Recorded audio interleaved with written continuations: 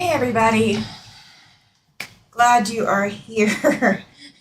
It's been a day and a half. So I'm gonna get some lights going and we will get sewing just a second. Today we are working on the Irish chain inspired baby quilt. So I did measure what I've got up on the board and it is 40 inches by 40 and a half inches. So I have stretched my fabric a little bit. Am I worried about it? No, I'm not. Am I going to do anything to fix it? Also, no, I am not. So I want to see who all has joined. I see 5 viewers in the chat. I see Georgie, glad you made it. Thank you. I see Melissa Feldhouse. Thank you for joining today. I've got Jean Hoffman. And I've got Donnell Stitchery. Hi, Donnell. Glad you are here. So, yeah, today we are going to work on that Irish chain inspired baby quilt. We are going to have a few stories off and on. It has been one of those kinds of days. So, we're going to try to do some questions today. Just that way you guys can have some stuff to talk about. I know it's kind of an odd day, not my normal time or anything like that, but I am glad you all are here. I really do want to say thank you. I know I hit that go live and had my intro playing just so I could finish getting everything ready, and seeing everybody just popping into the chat, that was amazing. It made me feel like I'm a real creator now. Not like I wasn't a creator before, but yeah, it definitely gave me that weird feeling that I've not had before. So I want to thank you all for doing that. So as to my weird day, I will tell you that as we get going. So what I have got up on the board is 9 blocks. So if you look for the center of the X's, where these cross, those are going to be your blocks. Okay, so you're seeing 6 on the screen. There is another 3 up above where I would have to stand up to reach. My hair looks adorable like that. Thank you. It was a matter of if I want to look like I don't have any hair and slick it all back and keep it back on the back of my head, I could do that. Or I was going to have a little, I know growing up they were called devil's horns to hold my angel halo. You know, the little curly hairs, like they're like baby hairs. I have those. Jean says, I guess I am strange. I don't organize my scraps. I never know what piece will work. So I just keep them all jumbled in a drawer. Lol. Georgie says, you are a real creator, Tammy. Never doubt it. Well, thank you. I do appreciate that. And let's talk about scraps real quick just before we get going. Because I did see the chatter back and forth in the chat. I know, Georgie, you said you were organizing, or you were cutting scraps into usable pieces. In case you have not already done so, if you want to join the Facebook group, do !group in the chat, and that will give you a link to the Facebook group. It is private, but you will get to see what I do with scraps. So I will have, hi Tessa, glad you are here. Thank you for joining in. So I do use scraps all the way down to 1-inch squares. So I am kind of like Tiffany from Tiffany's Quilting Life in that respect. I do use them. So I do have a project right now that is mostly 3 colors going into one piece. However, I do have some other projects planned. So if you have scraps that you do not use that are at least 1-inch square and larger, I'm your girl. Okay, if you don't want to send them, that's fine. If you want to hang on to them and do something with them later, I will have a project coming up. I've got one in mind, so you will need to stay tuned. It will probably be later this year.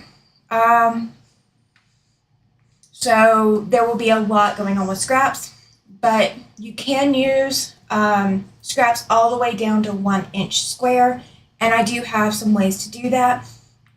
When I get going on the other project and not the super secret one, I will show you exactly what the products are that I'm using and how I'm achieving what is going on in that super secret project.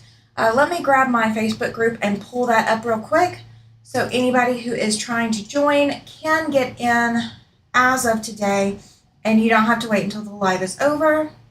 There we go, Georgie, I see ya. Gotcha. Okay, so you are now in. All right, so we are not going to be working on the super secret project. We are going to be working on this Irish chain. So if you did not see Saturday's live, if you did not go back and watch it, we are going to be going over some of the steps that we did before, and we are going to go basically through a good majority of what you need. So I am going to move the microphone over, at least probably to here, so that you guys can hear me, because we are going to take a trip over to the cutting table. So I definitely want to thank you all for here. If you are watching and you are not able, or if you're not able to chat, you are not subscribed, you should have to subscribe in order to be able to chat.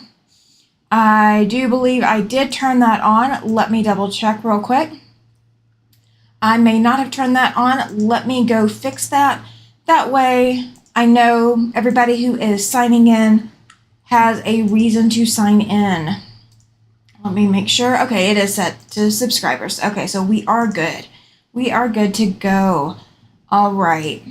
So I do not mind everybody else watching. That is perfectly fine. I absolutely stalk a lot of creators, and I don't subscribe to every creator that I follow. So I do not have a problem if you are watching and you do not chat. That is perfectly fine. I just want to let you know, if you want to chat, you do have to subscribe. Okay, so let me pull the microphone, or pull let me pull the camera over, and let me make an adjustment so you guys for sure can see me while I'm over here. Okay, there we go. And I am bringing my Dr. Pepper. Okay, we need it today. Today is a Dr. Pepper day. All right, so I know I've been telling you guys that we were moving. Those plans are kind of on hold and are shifting and moving around on us. So there's going to be a couple of other changes we're going to do instead. Just be patient. We are going to work on that. All right. So we have got to do 3 blocks. That is all we have left.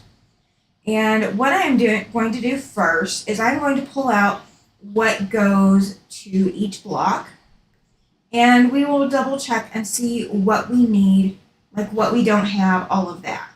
Okay? All right. So in your block, you are going to have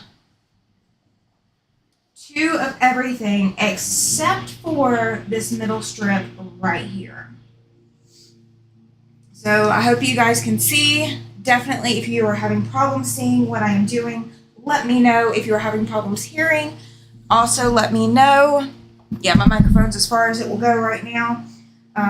The grounds crew is outside, and I have no control over that. So they are loud, and I do apologize.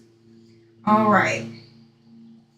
So we have got, and I have not done anything to any of these. These are cut as they were before today. I have not moved that, or I moved them around, but I haven't done anything else with them. All right, so this is your basic block. So you're going to have your center color all the way at the edge on 2 pieces. You're going to have it moved in on 2 pieces. You're going to have it moved in 1 more on 2 pieces, and 1 more on 2 pieces. That is what creates your Irish chain pattern. So we are going to sew these together into groups. So we definitely have enough for this first block. So what I'm going to do is these 2 outer groups can sew together, and we will leave the center as is. So I'm going to grab my groups here, and I'm just going to lay them all together because we're going to take them all to the machine and sew them together at one time. The nice thing is these can flip. So let's say I sew the opposite side. I sew this side to this side at the machine. Okay? You would think, oh no, that we got to take that apart. However, all you have to do is flip it around. if we were trying to match prints or line up straight lines or plaids or something, we'd have to worry about it. Floral prints, we do not. All right. So that is one entire block out of the way. That is going to go to our machine. Can I explain how I started the process again? I'm having a little trouble processing the information. Yes, absolutely. All right. So let me move these out of the way real quick. And we will go over that first, because that is important. All right. So we went through all of our 1 yard cuts of fabric, and we cut 1 3/4 inch strips from everything. Okay, I do not have enough extra of this fabric to have another strip out here, but there was also this fabric right here. Okay. Oh no, wait. I'm sorry. I do have one. I have one strip. All right. So these are the 5 different fabrics that we cut into. And these are just 1 3/4 inch strips. So what we did to make this center strip, this right here, I do not have 2 of these. However, I do have the strip set still. I have not taken it apart. So I'm going to show you guys that. Okay. So I took one of this strip right here, and I'm going to lay it over here so you guys can see for comparison. One of that strip, one of this strip, one of this, and one of this. And I mirror imaged the opposite side. So you've got that here as well, this here as well, this here, and that there. Okay, so you have your colored strip in the center. So when you go to lay out your next strip set, all you are doing is you are going to line up how you want your pattern to go. Okay, in this, I wanted to follow this fabric right here, this bright, colorful fabric. I wanted it to make an X across the center of the block. Okay, so that's kind of the look I'm trying to achieve, is I'm trying to achieve an X across the center. Okay, I knew I wanted this fabric to be on either side of that X. So we've got this fabric, we've got it here, we've got it here, here, and here. So in these 2 strips, you have 5 of this fabric. And you have 3 of this fabric. Okay, so the next strip out, all we are doing is we are moving these out 1 more piece. Okay, so we had this strip here, and so you see it there. Here's that next strip, and it is on either side of the strip here, and it is on either side of the strip here. Okay, so the next fabric that we had in our lineup is this fabric right here. This is a very pastel coral and green. Okay, in our original strip, it's right here. So it's on the outside following out. So when we moved here, we had room to put 2 strips, and then when we moved to this strip, we had room for 3. Okay, and if you notice, in this strip, we have the batiks on the outside. In this strip, we do not. We stop at the pink. And then this strip, we do not have any pink. Okay, and then the next strip, when we move these fabrics out even further, we're still following the same pattern. So that pink that's out here comes back into place, okay? Because you are basically just copying going out. And here at this last strip set, we actually come back and bring in that batik again. Here is that pink right here and right here as well. This is that coral fabric, so here we've got it following out and we've got it following in. So you are lining your strips up in that order, and so you are going to need how many ever strips you need for that particular block or that particular strip set. So for this strip set, I needed 2 of this, 2 of it, 2 of it, 2 of it, and 1 of it.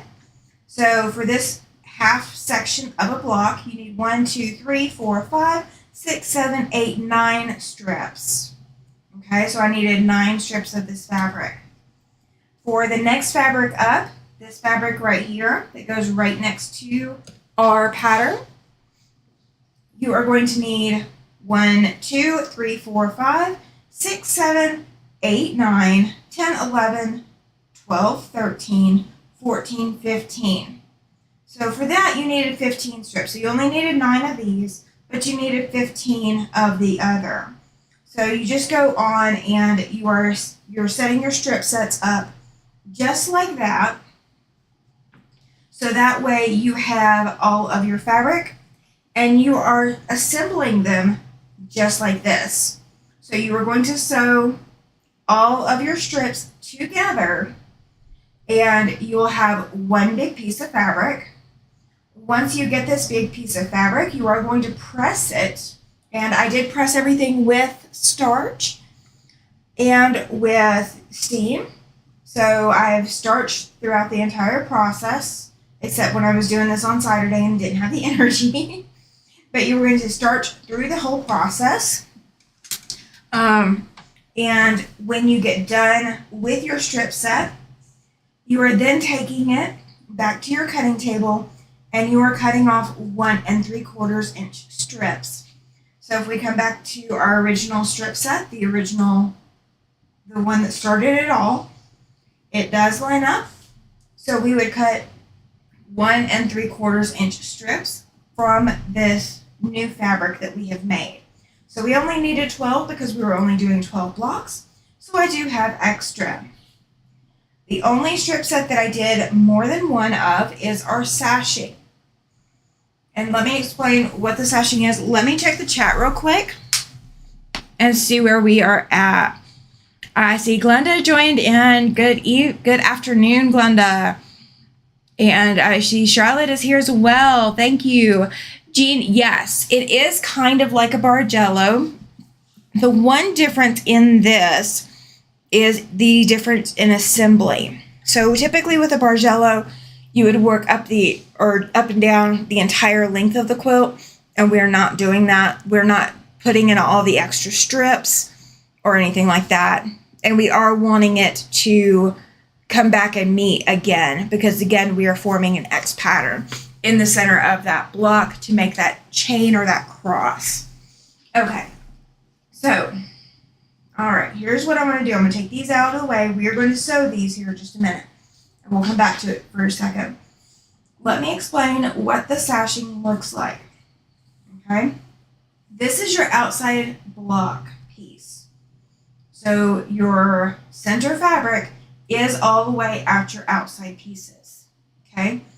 Because if you have 4 of these together, you are going to have 4 of these fabrics in one spot. So I would end up with 4 squares of this fabric in one spot. So what we did to do something different is I did put 3 of the batiks in the center, and I followed the same pattern that we've been doing for everything else. Okay, so everything else was coming out to that edge. So instead of doing the 1 batik, I did 3. Now, if you do have a lighter color fabric that you want to add, or if you don't have enough of whatever this fabric is, you can cut strips off of another fabric. You'll need 2 1 3/4 inch strips by the width of fabric. Okay, so this goes out, and we have our pink that goes out, we have our coral pastel that goes out, and then we have our one with the dark blue hints that will go out. And then we will also be taking one of our strips, and you can see I have already cut into this strip. It is not very long at all. This is folded, but we are going to use this as our cornerstones. So we will be putting a cornerstone block that will continue our chain out. We'll have sashing next to our block, and then we'll continue our chain up in the next actual block. Okay, so let's go back to the assembly. If you do have questions, if this is still not making sense, let me know. And I will also have this very well laid out in the pattern. I have not written it yet. I've had a few too many obligations to take care of. but I will get that pattern written out so you guys will have a printout option to be able to have the instructions for this. So I am making a different strip set for each row in the block. Actually, I am making a total of 5 strip sets for each block. You're going to make 4 for the outer strips and then 1 strip set for that center. Because we're only making 12 blocks for this quilt, we didn't need a whole lot of extra. So you'll have 1, 2, 3, 4, and 5. And I guess 6 if you want to count the sashing because it is a strip set as well, but you do need 2 of those, okay? Now I do know we ran out of some fabric. If you guys remember from our previous discussions, this pink fabric, although it's gorgeous and pretty, it is shorter. I know it doesn't show up as well here because these are all folded, but there's quite a bit difference between the sizes of the strips. So anywhere our pink is definitely going to be a shorter strip set, and we're not going to have as many as we need. All right, so this is going to be the last of our our next piece over. We do not have any extra after that, so we are going to have to make a strip set for that, which is not a big deal. And this is kind of why I waited to do these, so that they are on a visual. Because when you go to make this at home, you are going to need something to go with, okay? All right, and so we only have 1 of those, so we will need another 1 of those. And same with this outside strip, we will need another 1 of those. So I'm going to show you how to make, it looks like we're going to need 4 strips total made to finish out that last block, okay? So this block is going to go get stacked up and be ready to stitch.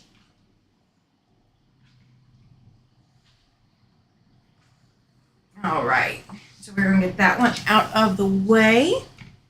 All right, so we've got 2 of the 3. So here's our last strip set. And I'm going to show you guys on camera how I'm going to do this. So you're not going to be sitting there wondering, well, we didn't see this part of it. We didn't know or whatever. It's going to be here. Okay. So we are missing 1, 2, 3, and 4. Okay. So we are going to do 1, 2, 3, and 4 today. All right. So we have our center strip here, and we can reuse this. Not everything's going to be all lined up the way we want, but that's okay. We can work with it. So I am actually going to leave some of this intact so you guys can see. All right, so our strip set down to here is correct.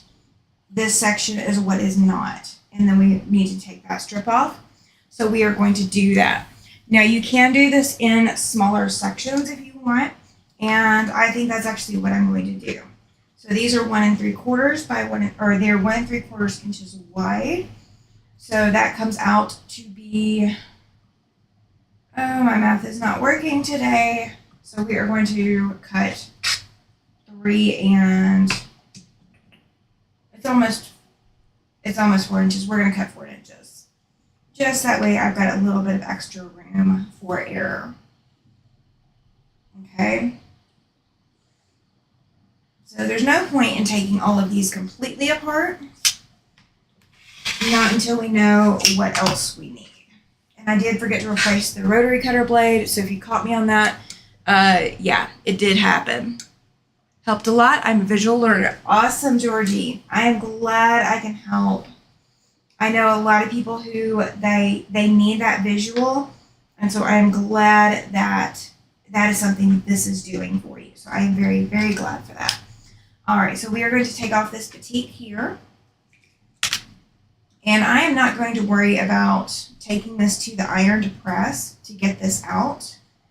I know some people will rip this, and that is what I'm going to do today. Because we're not in a hurry, per se, but I don't want to take 3 hours to do this. All right, so here is your strip set. All the way down to here is where we needed to cut it off. So that's where we're going to rip. And my fabric is good quality fabric, so I'm not super worried. I am going to cut off my fuzzies because they are going to annoy me today.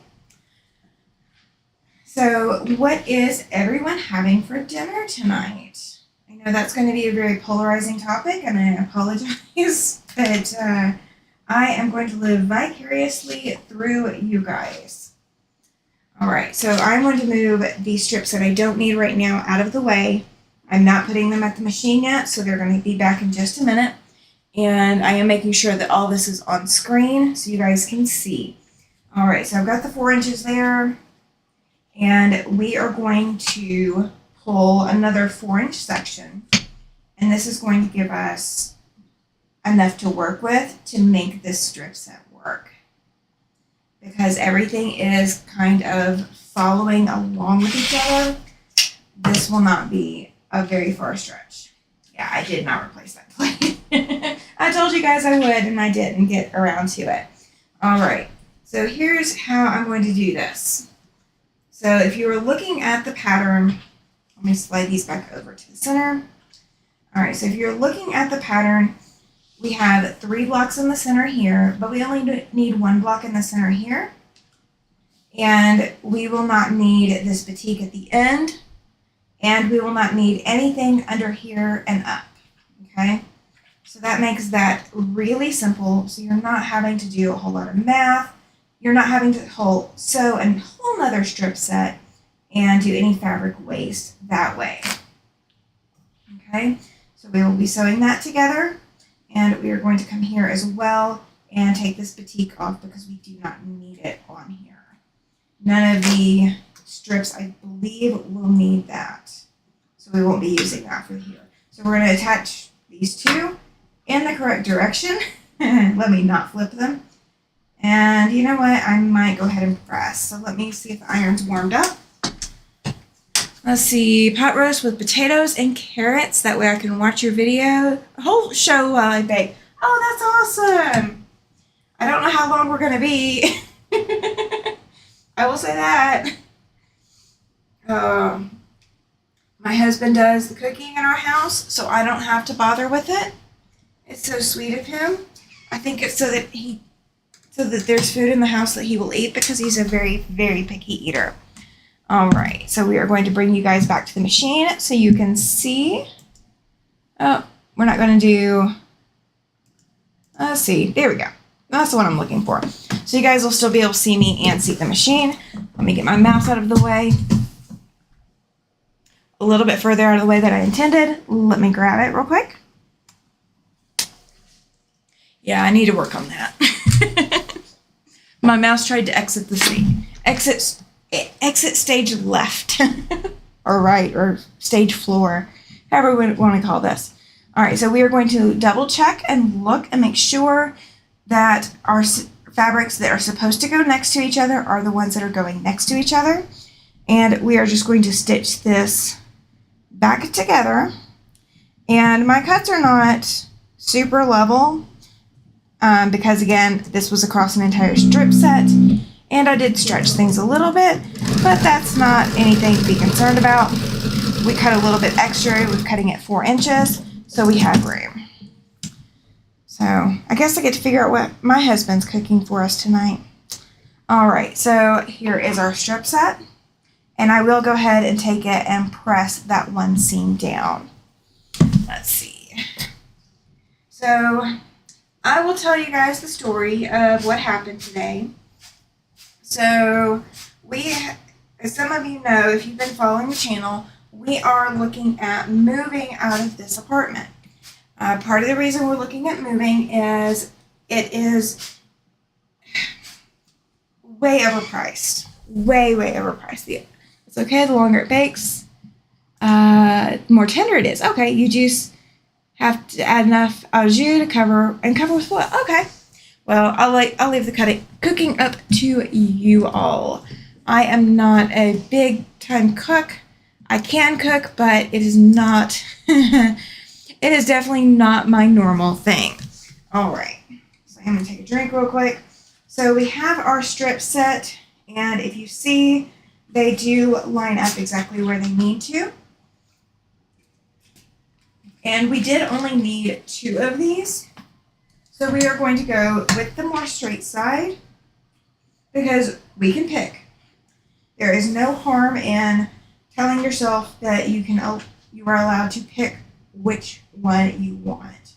All right, so we are going to cut this strip 1 3/4, and this is how we got all of our other strip sets.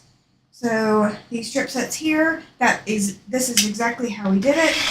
We had this big long piece of fabric, and then we managed to cut it down. So I might not remember math, but my body does remember exactly which markings I need to use.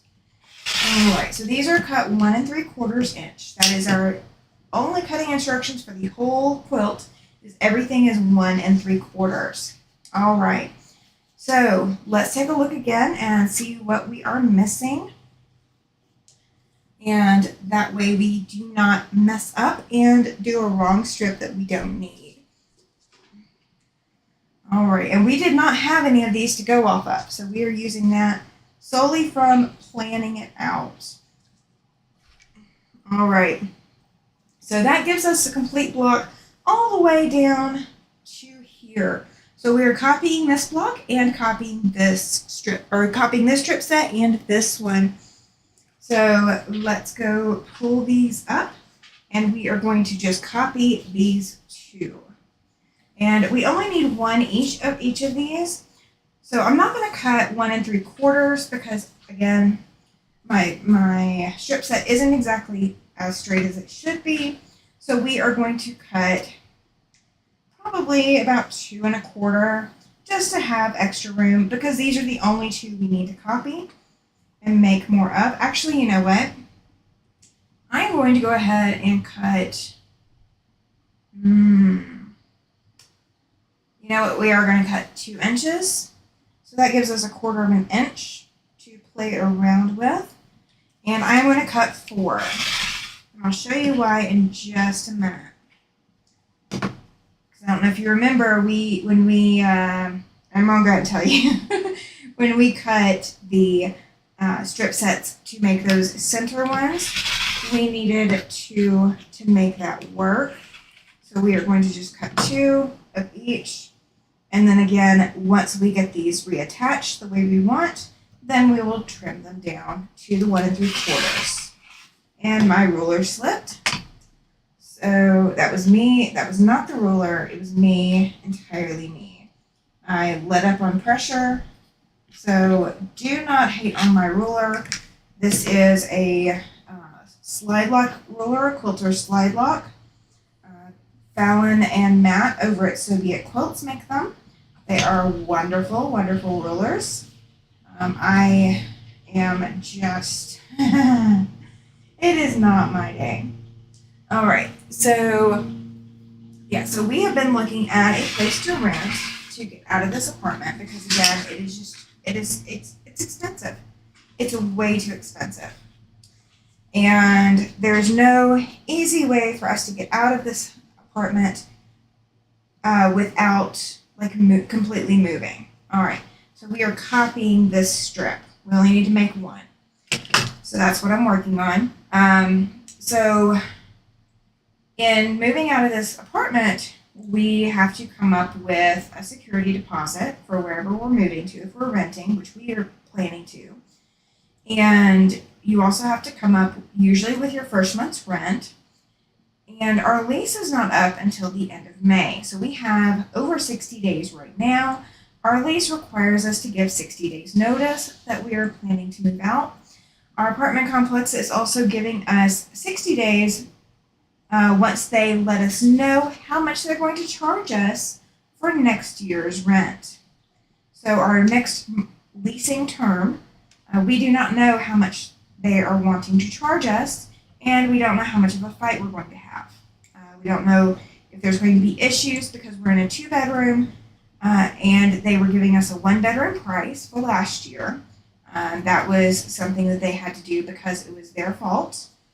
We were going to be renting a 1-bedroom. Our 1-bedroom was not available, so they had to put us in a 2-bedroom at their cost. And so it is what it is. And this is the situation we're in.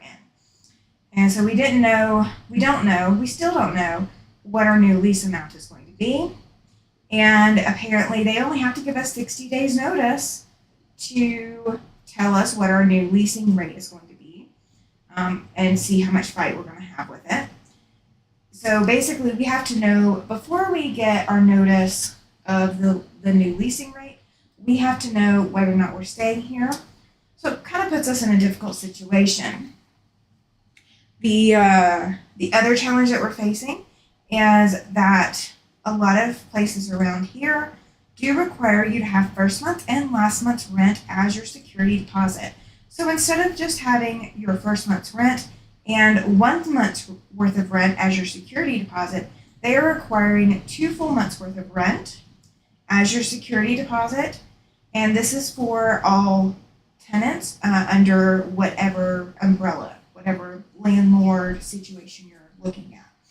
So a lot of the private landlords, that is what they are going with around here. There's a lot of available housing that is affordable housing. However, we do not qualify for affordable housing. Our other challenge is we are trying to find something that is accessible, and that is incredibly hard to find, both accessible and affordable at the same time, when we make too much to qualify for traditional affordable housing. So we are kind of just stuck in the middle, hoping and waiting, seeing if we qualify for anything. All right, so we have done that strip. We're going to sew it together here in just a minute, because we'll have to come back over here and trim this back out as well. All right, so we've got that part matching up here. And if anything is not making sense, please, please, please let me know, because I do not mind going back and trying to go over something. So let's see. So yeah, we met with a landlord yesterday, and the application process has a few very significant red flags for us, just things that we have never seen on an application and don't find giving us all the warm and fuzzies. And we have another landlord situation that we're looking at, and they have a problem with having a service dog on the premises, not because he's a service dog or because of anything, but they are trying to go to no animals. However, they have other properties that do. But if they're already giving us grief before we have even filled out an application and applied, there's going to be problems later on. So it's being difficult, not because of any one person or one thing, but it's because of everything. All right, so these two are going to attach together on this strip to follow this strip's outline. And these two right here are going to attach, and then we'll come back over the cutting. All right, what's the finished block size? A good question. I will actually have to measure it here in just a minute. I will tell you, but I will have to measure it. I caught myself thinking I needed to measure them, but I have not yet done that. So we will get to measure these three after I get them done. And we will double check. Oh, you know, I know an easy way to tell. They are square, so they're as long as this strip. So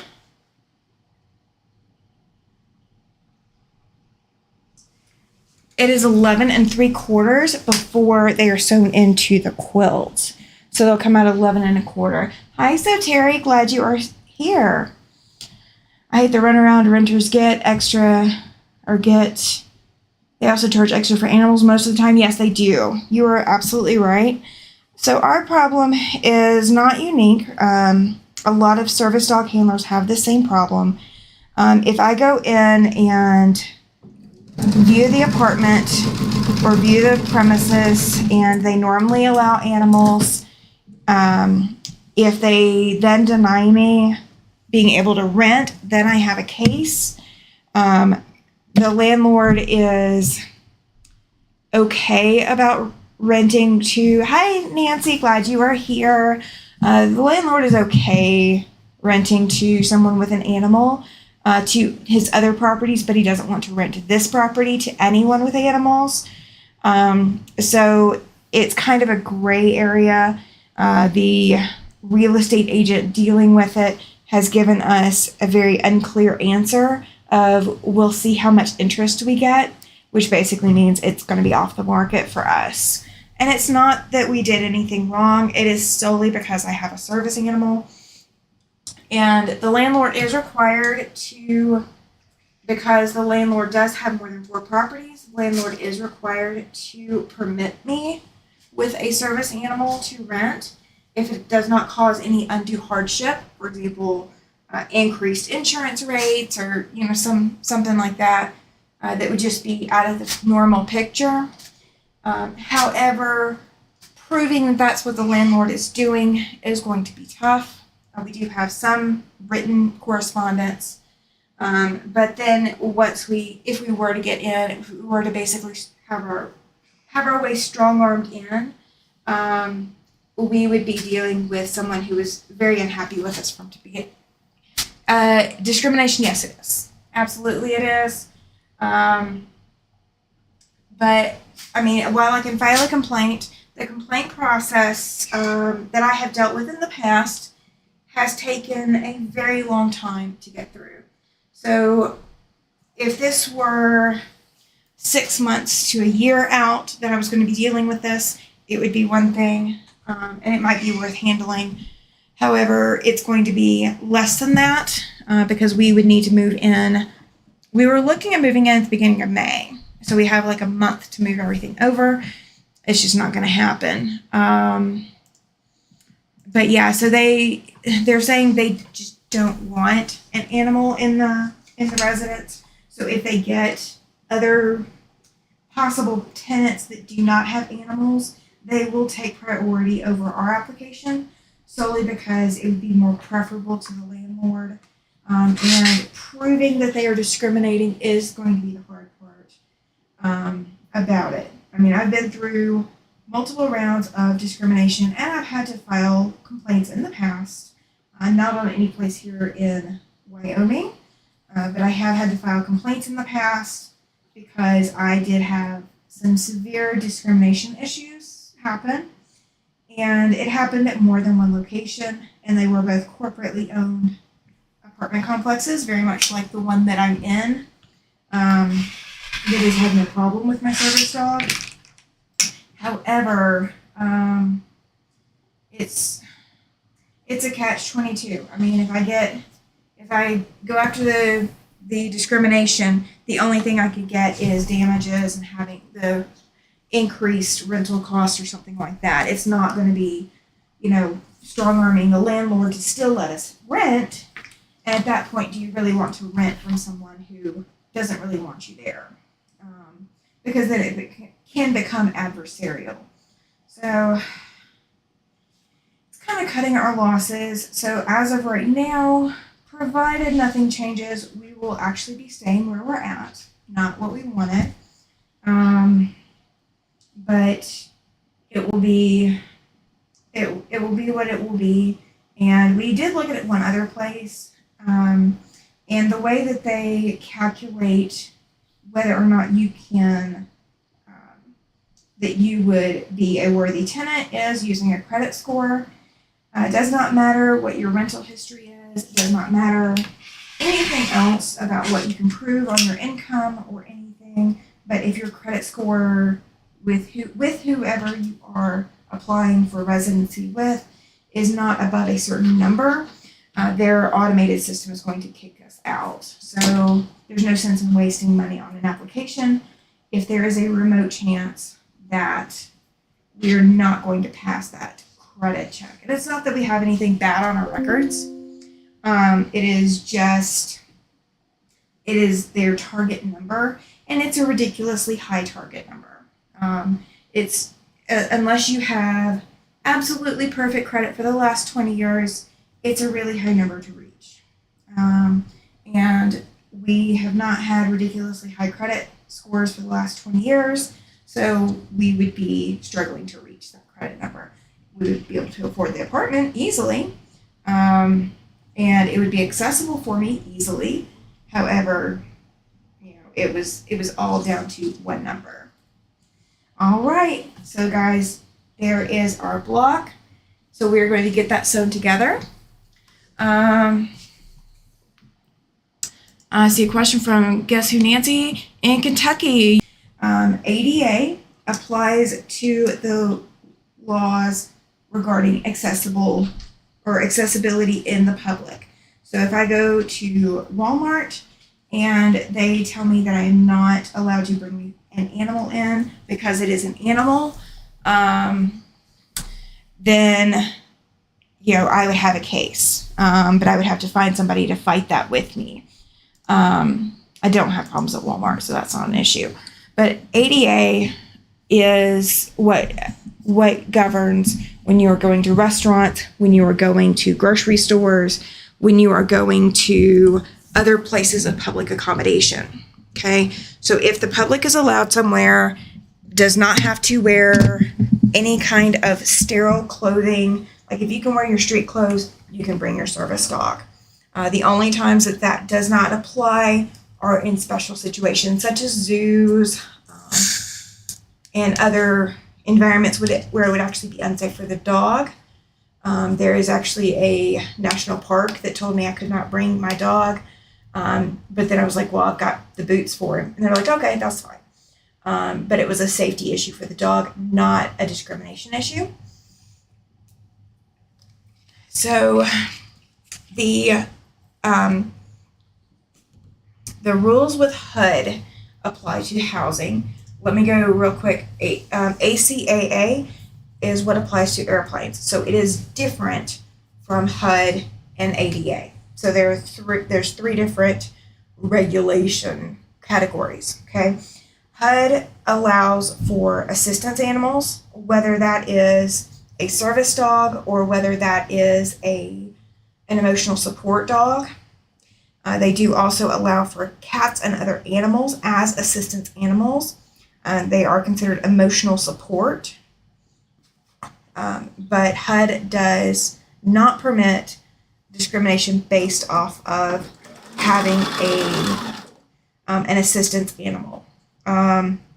So as far as papers, ADA, when I go out into public, there are no papers that you are required to have in the United States that says this service dog is registered or this service dog is certified. There is no such thing. There is no governing body to say that my dog has been through, some kind of certification program. I mean, I can take him and go through public access tests. I could go through AKC tests. I could take him through any kind of testing I want to, but none of that warrants that he is a legitimate service animal for a disability. ADA states that your service animal must complete a task and be under your control, but must complete a task to mitigate the effects of your disability. So my service dog does. He has more than a few trained tasks. The one that I typically tell everyone is his dropped item retrieval, because that is typically one that makes the most sense to everyone. I mean, that's something he does, but it makes sense to people because when they hear he picks up items I drop, because I drop items frequently, they don't tend to bother me as much about it anymore. That doesn't give them any parts of my diagnoses. It doesn't tell them, well, I have XYZ disease, or I have this wrong, or I have this wrong. It just says I drop things frequently as part of my disability, which it is a side effect of one of my disabilities that I drop things. And it says that he picks things up and that mitigates my disability, that particular disability.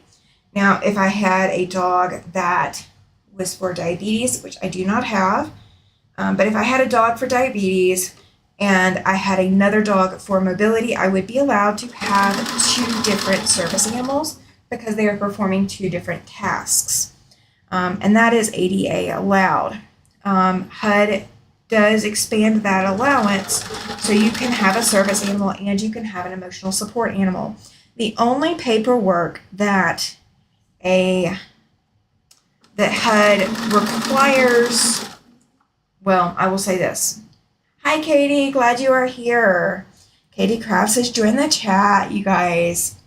All right, so when it comes to housing, I have dealt with HUD specifically regarding my service dog in the past. And it gets kind of hairy because HUD says that the complexes aren't allowed to ask for certain information, but then they say, well, did they have you fill out this form that asks for that exact information? So there's a little bit of confusion. I do have a letter that is dated from a medical practitioner who has witnessed me with my service animal. They are not my treating physician, but they did write a letter just saying that I have witnessed, Tammy with, this particular dog, naming the dog. So they basically witnessed me with him, and in their medical opinion, they do believe that my dog is necessary to mitigate the effects of my disability. And that is the max that they are supposed to be allowed to ask. I had one apartment complex that I fought against. They were trying to get permission to ask my prescribing doctor specific information about my disability that was none of their business. Absolutely none of their business. But they were asking for it, and they thought that they had every legal right to do so. When a service dog mitigates a disability for someone, and it is a very visible disability. So, for example, if I were using him as a hearing dog and you very plainly witnessed because you attempted to call my name and my dog alerted me and I acted surprised, I did not know you attempted to talk to me, that would be a visible disability. If I was blind and I had the services of a guide dog, that would be a visible disability. In that case, if I was in a wheelchair and the dog was there for momentum or pulling me, that would be a visible disability. So in those situations, it's very rare to get asked, but it happens. It does happen. So although the landlord that I was going to rent from does not have the legal right to deny me because he does have more than 4 residences. He does have more than 4 rentals, and that is HUD's requirement if they have more than 4 rentals. He would have to prove, the burden of proof would be on him, to prove that it is an undue hardship for him to rent to me. For example, if his insurance were to go through the roof because he rented to me or would want to rent to me, then he would be allowed to deny me. That would be the one caveat, other than because he does all of his own maintenance, if he were deathly allergic to dogs. But again, he wouldn't have other animals in other properties. So it is something I will fight against. However, I don't have the time frame to fight against it and win right now. So I will be fighting it. It will definitely come up. And I do have enough documentation to prove that is a real problem. That is the real issue why we did not get housing that we would have otherwise been able to get.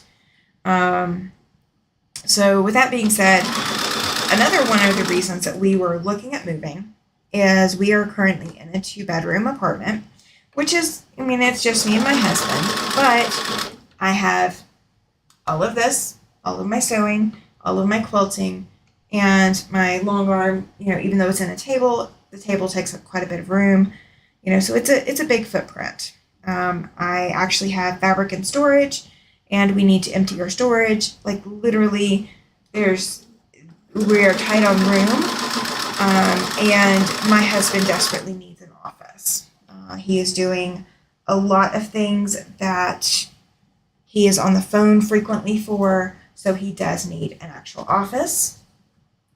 But for the next person who will open his eyes, yeah, absolutely. And like I said, I don't have a problem fighting it, and I will fight it.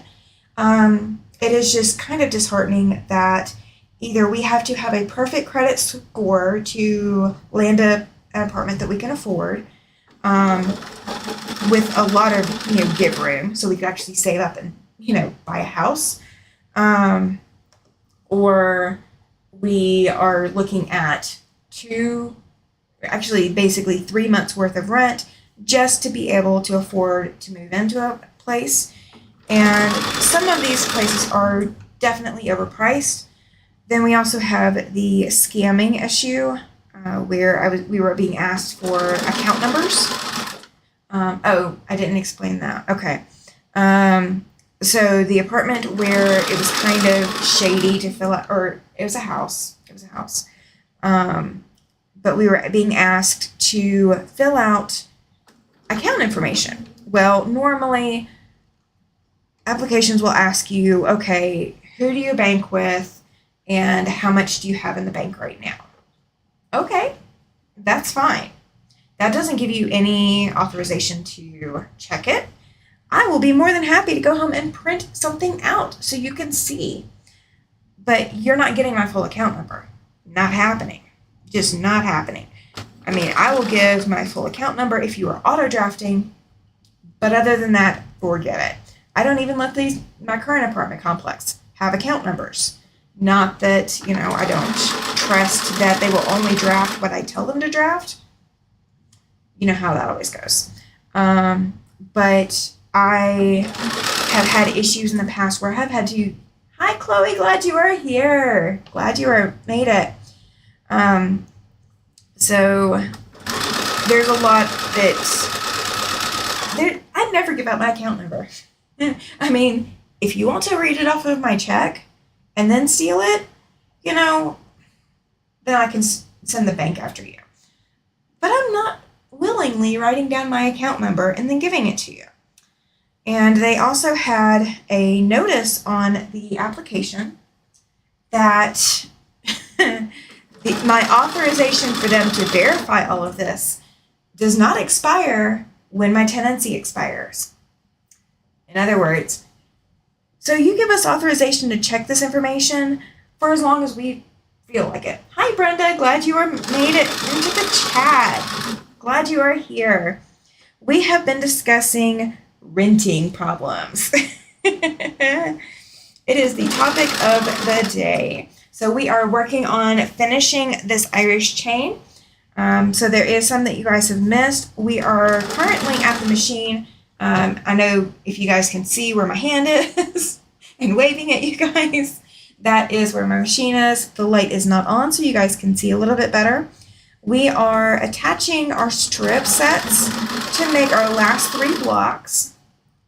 Once these are attached and we have all 3 blocks made, then we will press it real quick and we will go back over and we will look at sashing. And I'll show you guys how the sashing is going to work and how to make it easy. So you guys will get to see the sashing and all of that going together. So I am still wearing kind of a St. Patty's Day shirt, but it isn't really. This says, it started out as a harmless hobby. I had no idea it would come to this. And it has a sewing machine. My husband has won the jackpot in choosing very, very witty sewing and quilting related clothing for me. So I kind of hit the jackpot with my husband. It's kind of a good mix. He is fully excited about seeing how this comes together as well. He actually managed to help press it, I can't talk, you guys. He managed to help press some of the fabric before I got started. When I was a property manager, our forms had that, but I never asked them to fill it out, so the bank would go by their name and social security number. Absolutely, Nancy. And that would have been okay. But this real estate agent did not say anything of the sort. It was very much if you don't fill this out, you don't go on the list. And then the way that she said something, it sounded like we would all submit our information, and let's say they had 5 applicants for the same property, they would go through all the applications and decide who they wanted. So I would be submitting my information for free. I didn't have to pay for it. I would be submitting my information for free for them to hang on to for as long as they chose to, and check my information for as many times as they wanted to. And I'm not changing my bank account numbers for any of that. Brenda, that is beautiful. I love Irish chains. Well, thank you. So I do too. It's been a little bit since I've made one before this. So I decided to do Irish chain inspired. So it is not a straight Irish chain. So some baby is going to be really lucky to get it. Thank you. I sure hope this baby likes it. Of course, I don't think the baby's going to say anything to us for another couple of years, because baby still has to be born and learn how to talk. So I think the mom is going to put this up for safekeeping after, of course, a photo op. The mom did do a photo op with Big Sister when Big Sister got her quilt. So I did get pictures of Big Sister with her quilt. Big Sister is now in a big girl bed. I have not checked Facebook to see how much more she's grown. Or how the big bed saga is going.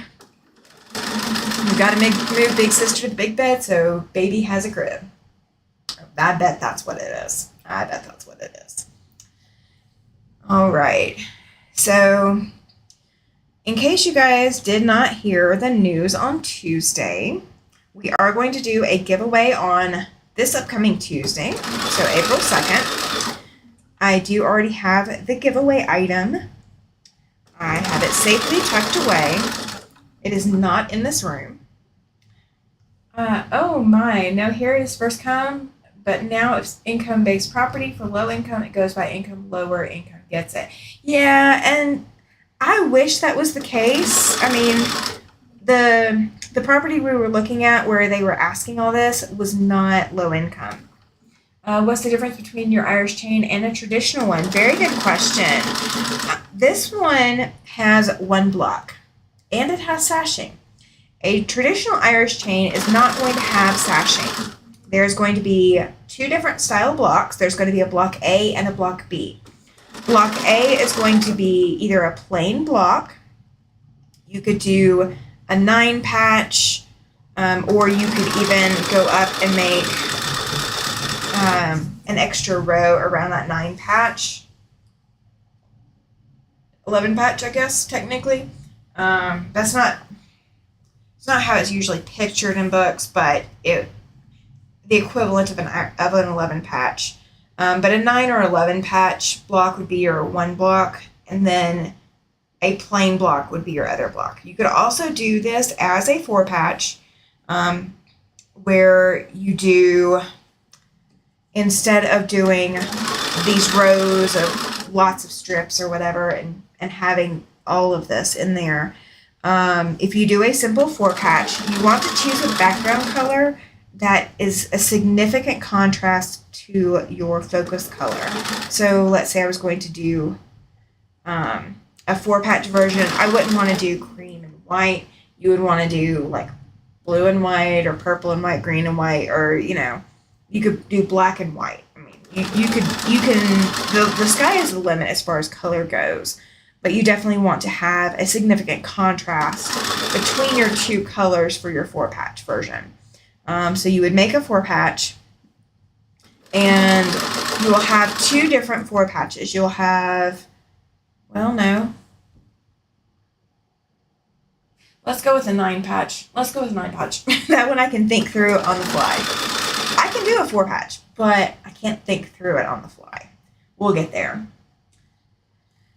So yeah, a traditional Irish chain, and once I get these blocks pressed, I'll show you what it would do if you just did the blocks without the sashing.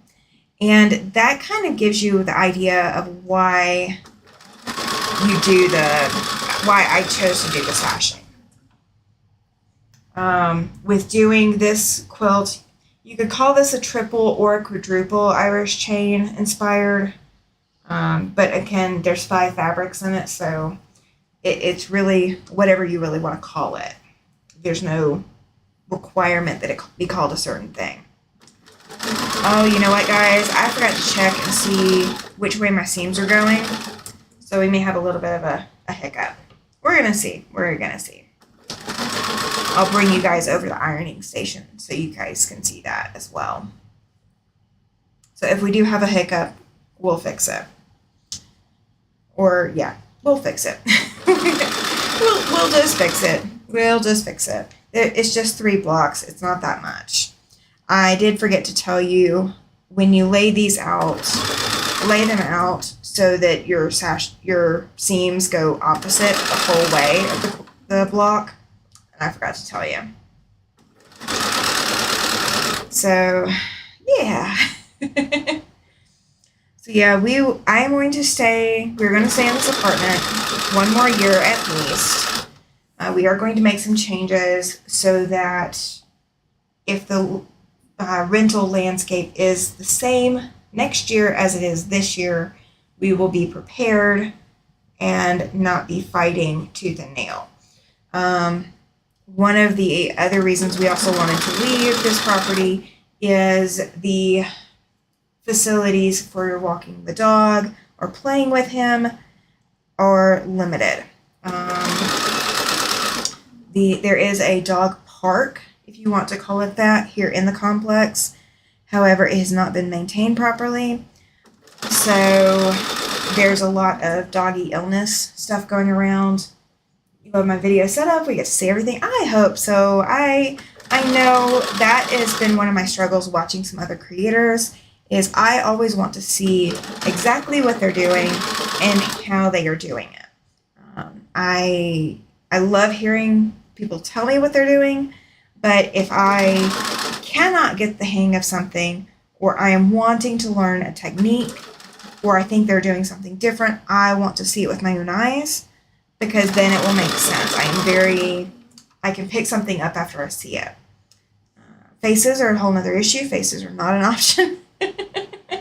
But I do like to be able to see what someone is doing. And so I want to make sure that I give that to everyone, because I know I enjoy it. All right, there is my center strip. I was wondering where it went. All right, so this is our last strip set pair. So we're going to see if we can lay this out. We're all 3 blocks. I don't have to fix any of the seams. And if you notice, I am taking my time as I go through this, and I am a little off on my seam allowances, so my seams do not line up perfectly, but they won't matter. By the time we get to the end, it will not make a difference. I don't think baby's going to notice. I doubt mom's going to notice. And I think the quilting will also play into how this looks. All right. And I may end up running out of bobbin. I am playing bobbin chicken, you guys. So if I do, you guys get to see me load another bobbin. No harm, no foul. We're good. We're good. All right. Got caught on the needle there. So what machines do all of you guys have? What brands? I mean, I've got Bernina. I know one of my friends she has a Singer, I believe. I know Ian sews on a Bernina, and he's also got his vintage machines. I know Becca and Tiffany both have Jukies. I believe, if I'm not mistaken, Donna just got a Juki. Don't quote me on that. I know she had a brother for a while, so don't quote me on what she's got. I haven't looked in a few days. My bad. So what machine do you guys sew on?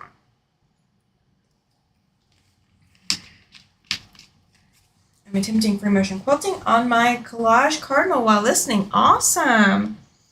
I ought to play some music in the background for you then. Music always helps me. Music always gets me going. I have a 23-year-old brother. Awesome. That's a good. That machine's hung out with you for a bit, or hung out with someone for a bit. All right, so here's an outside strip. I'm going to look for all my outside strips. That's what we're going to go with first. We're going to fix those first. A baby lock? Awesome. There's a lot of good baby locks out there. Gosh, who am I thinking of? I know somebody with a baby lock. I'm trying to think. It has been with you? That's awesome. Awesome, Jean. Am I saying it correctly? Is it Jean or is it Jeannie? It looks like Jean to me. I have 2 Jukies and 1 Janome. Wow. I've got 2 brothers. If you count my long arm, it's an encore. I have Jukies. That's from Brenda. Awesome.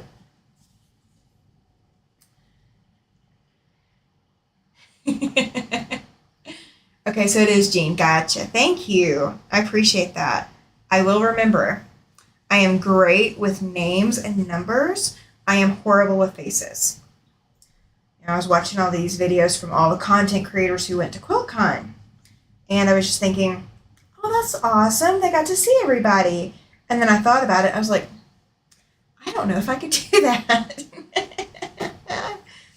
I haven't decided for sure if I'm going to get to QuiltCon next year. I have my mom's faff. My sister uses a Juki. My mom sewed quilts on the faff. So I thought it would be good for me. It's about 20 years old. No worries there. That is awesome. When provided everything falls through the way that, I've been told it would, I am going to be getting an older Bernina as a bequeathment as well, inheritance. Finally had to start sewing on my Juki because I had to order a bobbin case for my ever sewn Celine. Okay. Yeah, there's always that order stuff. So I will tell you, I was in a Walmart. Don't hate me for being in a Walmart. We have Walmart here. We have 2 Walmarts. Of all the things that we have 2 of. We have 2 Walmarts. We have one on the east side and one on the west side of town. So yeah, all of these strip sets are going opposite direction. So we're going to see what we have. You have a Kenmore from the 1980s. Hey, nothing wrong with that. Nothing wrong with that at all. All right, so in case you guys are wondering, all I'm doing is all these strip sets I've just unfolded. I'm not pressing them yet. I am just sitting them under my presser foot to hold them. It's my holding spot. Gotta love it. All right, so I'm going to unfold. Oh, I didn't realize you guys couldn't see this. I'm sorry. All right. I am just unfolding all of my strip set pieces so that I can line up which seams go which direction. I just have a singer. Nothing wrong with that, Melissa. Where am I at? I am located in Casper, Wyoming. It is the most centrally located city in the state, and it is the 2nd largest in Wyoming. Fun fact, Wyoming is the least populated state in the country. And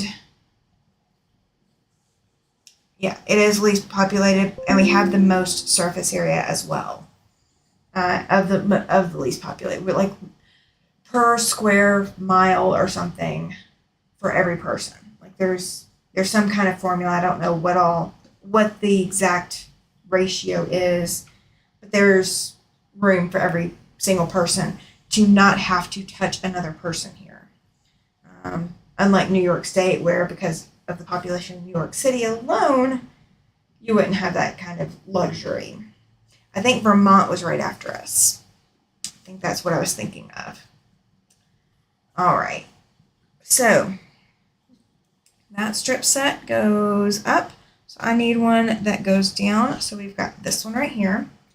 So we are going to pair that up. And we're going to see if we get lucky. We are just going to see if we get lucky. All right, so those are paired up. All right, so this one goes down. So I need another one that goes up. That is that one. So that is paired up. And I will lay these out as I go too. All right, so those 2 are paired up. All right, this is down, so that needs up, which is that. All I'm doing, you guys, I know I'm going fast. I saw pictures of my frozen buffalo. That's a little too cold for me. I haven't seen the frozen buffalo. I don't know where that's at. I'm still new to the state, so don't hate on me for that.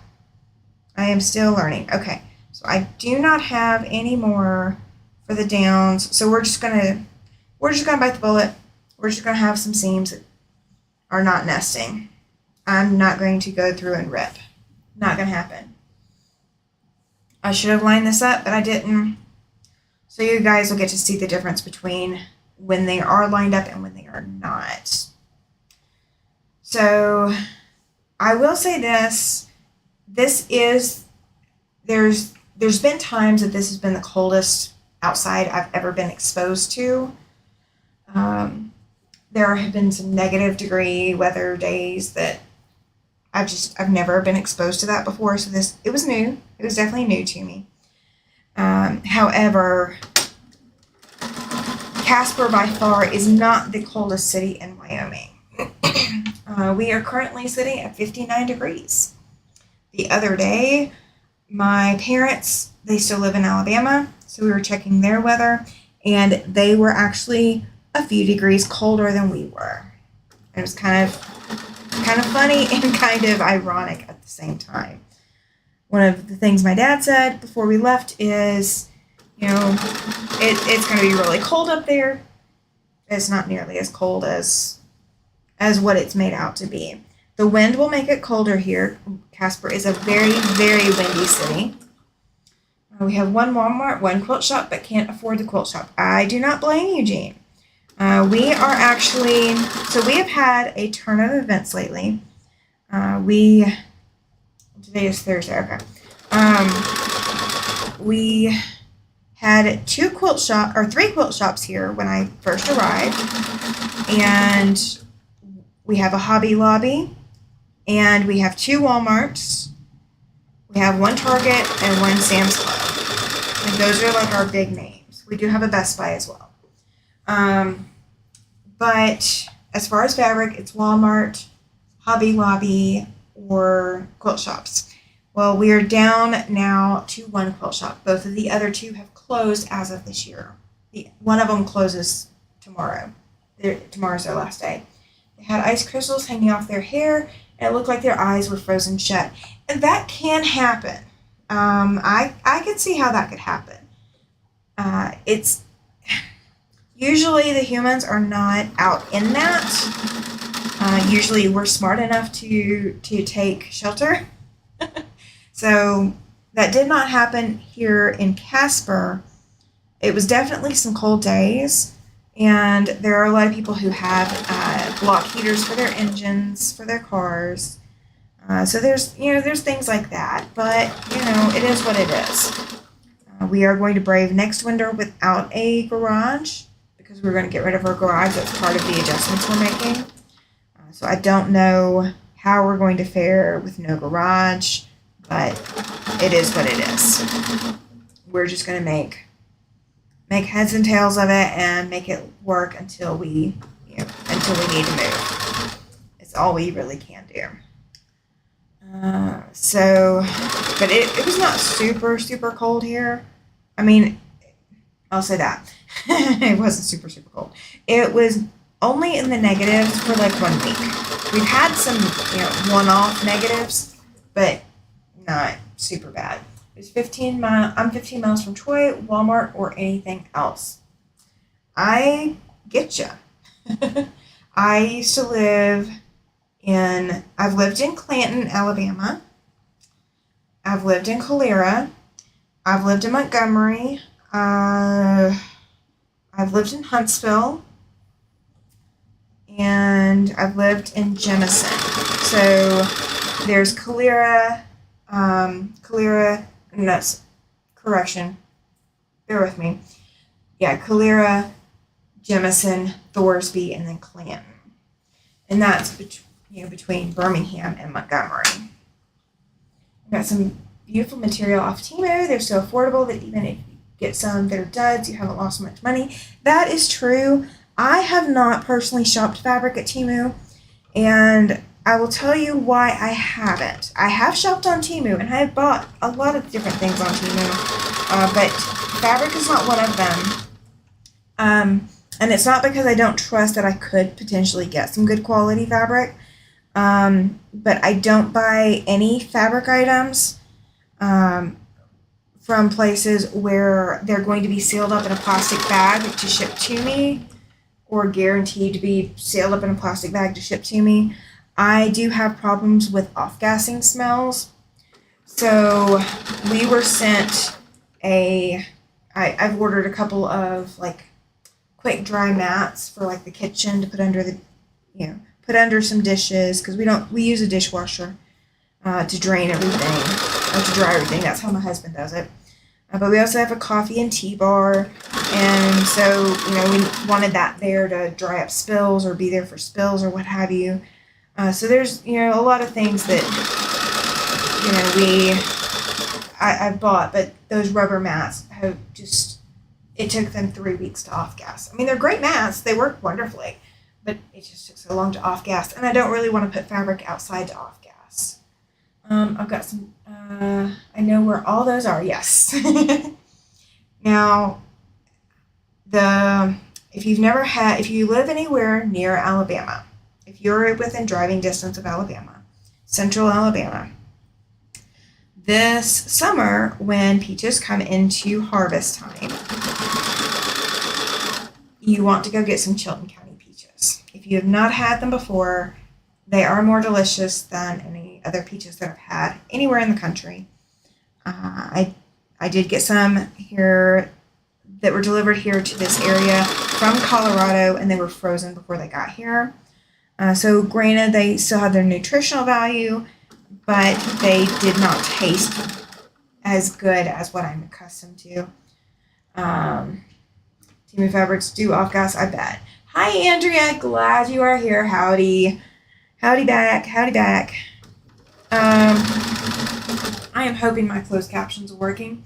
Let me double check that, because I did set it and I forgot it. It says unmute, and where are my,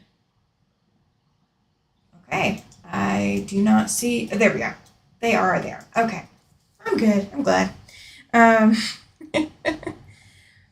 But yeah, if you have the chance to get some Chilton County peaches, they are absolutely worthwhile. There's a couple of places in Clanton right off of I-65. It's exit 205. And they do a wonderful peach ice cream. There's two different little shops that you can stop at. One is, oh gosh, I could think of the names if I wasn't trying to think of it. I like the one, I'm really, really fond of the one that is north of the interstate. Or north of, yeah. On the intersection, it's on the north side of the intersection. All right, Andrea, what are you making for dinner? I gotta know. I'm living vicariously through you guys, because hubby's going to fix dinner, but not until I get off of here. So, of course, it's only 4:19 here, so we've been on a little over an hour. We're sitting at an hour and a half right now, but I have been gabbing. So, if I wasn't gabbing so much, I would definitely have a lot more done. And I've been getting my caffeine doses in. Gotta have your caffeine. Oh. Alright, so I did also get some sewing. Oh, hang on. We have had any problems, but the minute I get anything, it's taken out of plastic and air. Delivery is in about 5 days, so they're not sealed for very long. Gotcha. Chili Frito pies. I might be tempted to try it, but I'm not sure. I'm not a Frito's person. I might have to suggest it to my husband and see if he wants to try to make something like that. If he would eat it. If he won't eat it, he won't make it. So, when I want something that he won't eat, it has to be something that he can just pop in the oven for me or put in the air fryer or something like that. It has to be something that he can easily fix for me that's already pre-made, not something I have to do a whole lot of ingredients to make because he will need it. I think like the one exception to that rule is my corned beef hash, which I make every so rare often. I have a whole bunch of it in the pantry, but it takes me forever to eat through. It's just something I like every blue moon. Georgie says your food sounds great, Andrea. It does, doesn't it? I mean, I'm not sure about it, but I bet it smells delicious. Oh. Okay, now I'm smelling things, even though I can't smell anything. Like, I'm not smelling her Frito pies here, but they kind of sound good. All right, so we are on that last pairing up strip set, and then we're going to take and put our center strips in, and then we'll take it over and press. And if I need to adjust camera angles, guys, let me know, preferably before I get too much further in on something. If my camera angles are not okay, for whatever reason, you know, I'm not going to be flashing anybody, so there's not going to be a costume malfunction or something. But if there's ever a reason I need to adjust it, let me know. And actually, I am going to move this camera just a hair. There we go. I don't want to make anybody sick by moving a camera. Because I know I've watched a couple people that when they moved cameras did not warn me.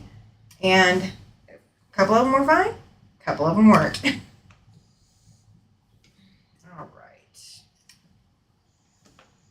All right, let's see what we got. All right, there is half of our block. We just have to add our centerpiece. So that's where we're at. And I am going to line this up with my seam allowances for one side. My camera angles are great, Tammy. Thank you. Awesome. It's a fabulous dish, but I haven't had it in years. Which one? The chili Frito pie or chili Frito pies or the corned beef hash? Georgie, which one is it that you haven't had in years? I get that canned corned beef hash because I'm not going to make it from scratch. It's not going to happen. Thank you. All right. I am struggling, you guys. This seam is just not wanting to nest. My fingers are not cooperating. We are going to figure this out in just a second. See what the heck my fingers are doing. All right, that's nested enough. I can feel it now. So before I came on this today, and part of the reason I didn't have as long of an intro as I normally do, so I try to do about a 15-minute intro. Just so that everybody gets a chance to see the notification, get logged in, come say hi. That way I'm never talking to dead space. I don't want you guys to think that I'm just talking to just talk. I want to talk to my crew that's here. I make homemade chili without beans and can it, and I can chili beans separate. I can also I also can hamburgers, so I just have to open 3 jars, heat it up, pour it over Fritos or nacho chips, top it with cheese. Oh, okay. Okay, I need to breathe. I love corned beef hash with fried eggs. I hear you, team. Okay, Andrea, I may have to rescind my request for any more people telling me what they're making because that just sounds absolutely delicious. Sounds absolutely delicious. And it sounds super easy. Of course, the canning the hamburger and the canning the chili and canning the beans. I would have to get in the kitchen to do that. In this apartment, the kitchen is my husband's territory. The laundry is my territory. And we kind of split it up that way because that way I get to wash my fabric whenever I want. And I never have to ask him to get things out of the way. I never have to ask him where my clean jeans are. You know, the laundry, I know where our laundry is. Kielbasa. Ooh. I love some good kielbasa. I like to do when I do breakfast for dinner, I do kielbasa, eggs, and hash brown potatoes, the like chunky potatoes. And I fix all that and combine it into one bowl and add cheese. That's my dish. That's my dish. I've got to go. Thanks for the fun life. Absolutely, Charlotte. And if you want to come back and catch the replay, you absolutely can. So yeah, I have to let my husband cook what he'll cook and what he'll eat. And then there's occasions that I cook, but it's rare. It's not the most common thing in the world for us. All right, so when I reattached some of these strips to each other, I did not pay attention to my seam allowance. So I'm struggling with that. I can a whole bunch of things, so when I'm busy, I just have to go open jars and have a meal. That sounds like a really good plan. Okay. Oh, are you staying by? Okay. I'm fixing baked salmon and tater tots for me tonight. Ooh, that sounds good too. I like some good salmon. My husband is not a salmon person. We are doing good if he eats fish sticks. So fish is not his normal. He eats tuna, but he has to pick through all the tuna. He is so picky. So instead of me trying to figure out what he'll eat, I just let him cook. Because he won't cook anything he won't eat. It solves so many problems. And he usually doesn't burn anything. I say that as a usually. So we were living in one place, and my stepdaughter was there with us, and my husband decided to fix one of those mac and cheese cups that you add water and put it in the microwave, and then you add the pasta sauce after, or you make the pasta sauce after, whatever it is. I don't know which kind he had, but he had one of those. And Brenda had salmon. Ooh, salmon's popular tonight. I had salmon a couple days ago. I did get it a couple days ago. I had to get it out because he won't fix it here, but I don't think he would know exactly how to fix salmon. I love him, but fixing salmon is not his normal. Where was I? So he put the microwave cup in the microwave without. I keep checking it, you guys, because I feel like my bobbin actually finally ran out, but it is sewing, and there is still thread there. It's just super quiet, like quieter than I'm used to. And it's sewing. Okay. I'm second guessing my machine because it got quiet. So he put the microwave cup in the microwave and forgot to put water in the cup first. So if you've never smelled a burnt mac and cheese instant cup, count yourself lucky. It is not a smell that's going to get out of your nostrils anytime soon. It will linger for quite a while. So we always joke with my husband now that when he does one of those microwave cups, did you add water? All right, and I'm just going to leave these attached to each other. So I'm doing basically a little bit of web piecing, not that I really need to. It's more just chain piecing. But we are attaching the block halves together. So I've got that center strip in the middle.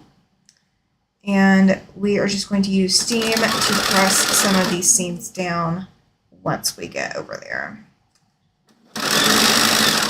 We are most of the way there, you guys, because attaching the sashing doesn't take as long as it would seem like it would take. So I was going to leave the quilt as a 9x9 after I saw how big it is, but I am going to go ahead and do it as the 3x4 to make it 12, just because I can. So you can always make a decision on whether you're going to make it as big. This is going to be more of a quilt, crib quilt size than a true baby quilt size, but that's okay. I did look at my measurements for her big sister's quilt. And big sister's quilt was more of a crib size quilt as well. So you can always adjust that. Oh, what I was doing before I came on live is, if you guys have been following the Elizabeth Hartman pattern that I've been doing, that Star Systems pattern by Elizabeth Hartman, I was working on that Tuesday night. I was doing a little bit of sewing on some sashing to go on the blocks, or on the star blocks, the small stars. I have now got all of those star systems sewn together. So each of my red, orange, yellow, green, teal, blue, purple, and gray are all sewn together. My pink was already sewn together, and I have not fixed the one pink, so I will have to still go back and fix that. And we will be going in a little bit after dinner to go to a place that's got enough room for me to lay everything out. And thankfully it's indoors, so I can lay everything out and play with the layout and get everything straight. So I will have a layout for you guys by Tuesday.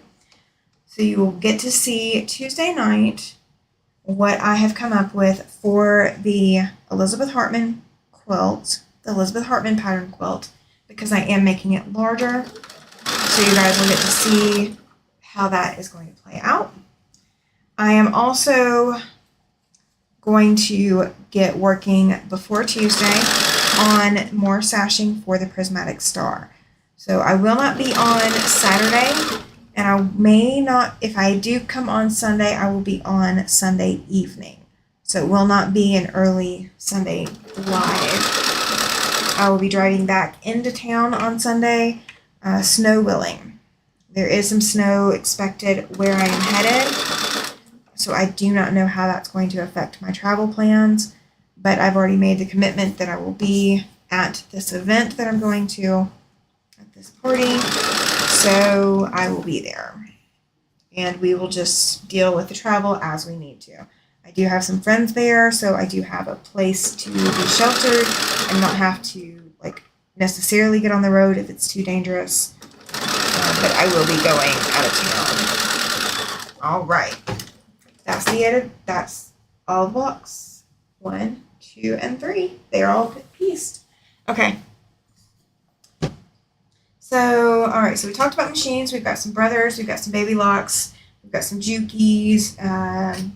And so I believe I saw Janome in there as well. Don't quote me on that. No, I did not have Janome, but I did see a singer in there, in Kenmore. No big deal. All right, how many machines do you have? How many, if you were going to sew on a quilt, how many machines do you have?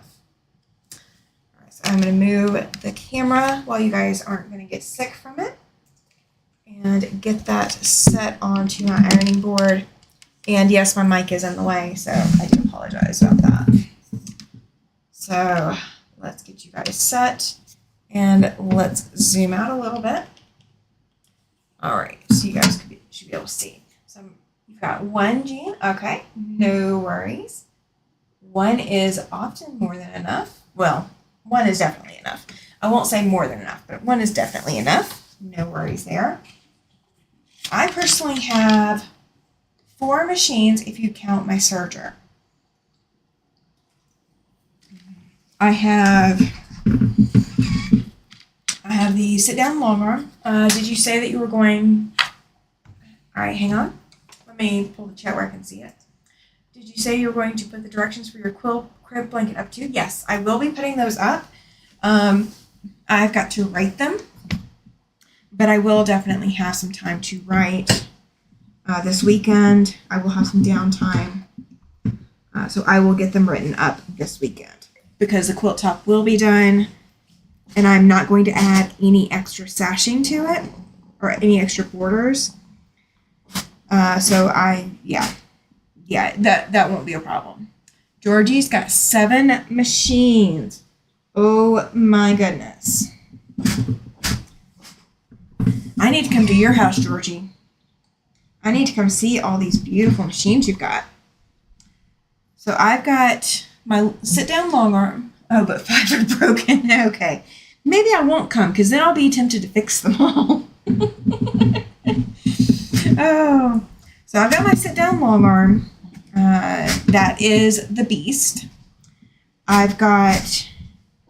Now, if you guys see, as I am doing this, I am pulling on my seams a little bit. You do not have to do that. That is just me stretching this out a little bit. So it will be a little bit bigger than what I will put in the measurements. And I am going to do what I've done to all of the others, is I am going to starch. And pardon while my bottle has decided to try to die on me. So I've got some starch marks. But I am going to starch these. So I've got the Beast, I've got Beauty, and I've got Ricky. Ricky is my portable machine, or my smaller machine. Ricky is the one I take with me. Ricky's got all the pretty colors. You hand quilt. Okay. I like the sound of that. I cannot do that. Even if I wanted to, I could not. I definitely have some disability growing in my hands, so doing that is not an option anymore. I at one time was going to hand piece, and that is about my limit, is hand piecing, because then you're only going through a couple of layers of fabric versus 2, possibly 4, depending on when you're going through a seam allowance, plus batting and everything else. So I do have my limits, and I know what they are. I did hand quilt one quilt. I'm going to try to find the picture of the hand quilted quilt that I had. I do not know where she is. And it is a wall hanging. It's not anything big. You're welcome to come fix them. But you may never want to leave Missouri again. It's gorgeous here. I've been to Missouri. You're not selling me. I'm glad you are enjoying Missouri. Missouri is not the place for me. I've been up in the St. Louis Arch, and I've been all across Missouri. My husband's family on his mom's side, and I believe and on his dad's side, are both from Missouri. So there's family graves in Missouri. There's all that going on in Missouri. So, I've been there several times, and it's just, I know it's pretty there, but you couldn't convince me to stay. 7, counting my serger and cover stitch, says Brenda. Yes. So I do have, my serger is my 4th machine, if you're counting it. And I got it secondhand. And I know, I've got it going, and I've got it, fixed up, if you will. But sergers were never my area of expertise, so I'm fixing them. And it was in disrepair when I got it. So it does work. I just don't have a whole lot of extra features on it. I can only use 1 needle, so it's a 3 thread right now, even though it's supposed to be a 4 thread. And the person who had it before me did have it stored in a basement, and it was in Alabama. And the basement did have mold or a leak or some kind of humidity problem. And when I got the machine, you could smell that. It definitely had that rusty, musty, wet smell to it, the wet metal smell to it. So I did clean it up and got it running. However, it's just not in the best of shape. So I will eventually own a 5-thread serger. I want one. I know what I want. I know which one I want, but it's just not in my budget. And it's not a priority because most of what I do is not involving a serger. I do kind of want to get my serger before I work on my silk project. So I do have plans to make a silk quilt. So if you have ever wondered, you will get to see me make a silk quilt. I have not decided exactly what pattern I'm going to go with. I do have different silks to go with. Some that came in a kit specifically for making a silk quilt, but some actually came from a different supply source.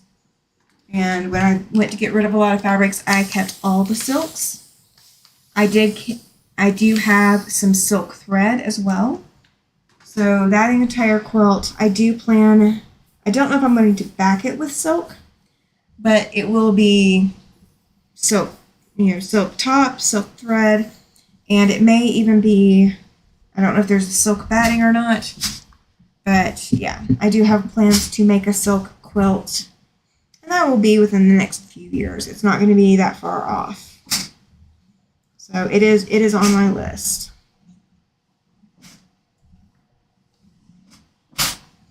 But since we are not going to be moving out of the apartment, even though I might be shifting things around so that my husband has more of an office than what he has now, yeah, we're going to work with it. All right, so this is what the block looks like. This is the front, and that is the back. So they are all pressed, and they are all pressed flat, okay? So it does matter to get them flat if you can, so that way you have a better looking piece. Okay, that is why I use starch. All right, so we've got all three. I'm going to bring you guys over the cutting table. So we are going to transition over there. All right. That's always so satisfying. Okay. So this is, we've got 3 of these. Let me move some of this extra out of the way because we are not going to need most of it. I might need one of these. I've got the short one, but I might need another. All right, so we're going to shove all of this out of the way. And yes, I am just throwing it in case you can't see. Thank you, Glenda. Appreciate it. All right, so we will not need the ruler either. All right, so we're going to see how much shows up on the board, how much you guys can see, because I can't really zoom out with this camera. This camera does not have the skill set to do that. All right, so we are going to put this as close as you guys can see. Hi, Mona. Glad you are here. You are coming in just in time. So what we've done today is we have put these 3 blocks together. All right, so what I'm going to show you real quick, I am going to slide these over. Okay. So if we just made just these Irish chain blocks and did not make anything extra to go in, you are going to have identical fabric here. You're going to have 2 of that one fabric here, and you're going to have 2 of that one fabric here. Well, that's fine, but then when you have your additional blocks, and I've only got the 1, so we don't have 4 to do this with, but then you would have 4 of the same fabric in all in one spot. So here you only have 1 of this fabric, but here you have 4. And I did not want that effect, okay? So if you want to go in and you want to make just these blocks, let me measure this again. All right, so with my stretching a little bit, this is coming out to be 12, okay? So I stretched it out to 12, it was 11 3/4. So I've stretched it out a 1/4 of an inch. You do not have to do that. Yours can be 11 3/4. It would not be a big problem. Thank you, Mona, I appreciate it. Mona's saying very pretty blocks. All right, so here's what we're gonna do and here's why we're gonna do it, okay? So I don't want these 2 combined to be together, okay? So that's why we are adding sashing. So that's why the sashing strip is this fabric, and if you look, you're following this line, okay? This pink fabric, okay, and then the batiks, okay? Yeah, so in the middle of this sashing strip, you could put something else here if you wanted to, but there is nothing saying that you have to, okay? So I am not going to. I'm just going to leave it batik. That looks fine for me. So if this were traditional Irish chain, also, here's the other thing that you would see. Okay. Let me grab a different fabric. Ugh. Okay. All right. So if this were a traditional Irish chain, and this is why I'm saying it's an Irish chain with a twist.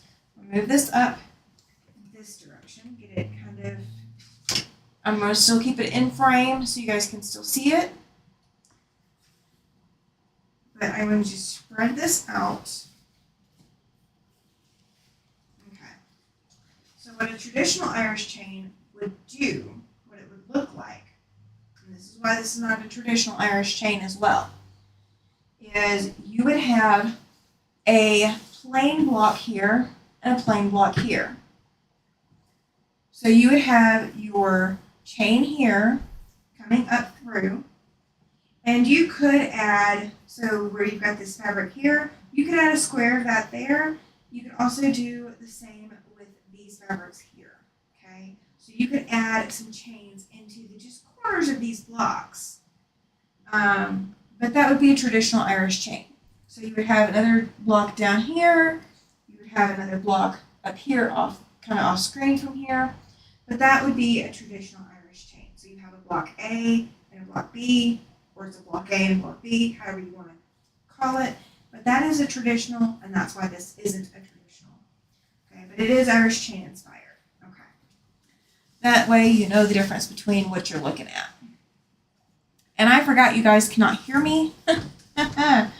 So let me grab the microphone. Let me grab it and put it over where you guys are going to be able to hear me. Oh goodness. Oh goodness.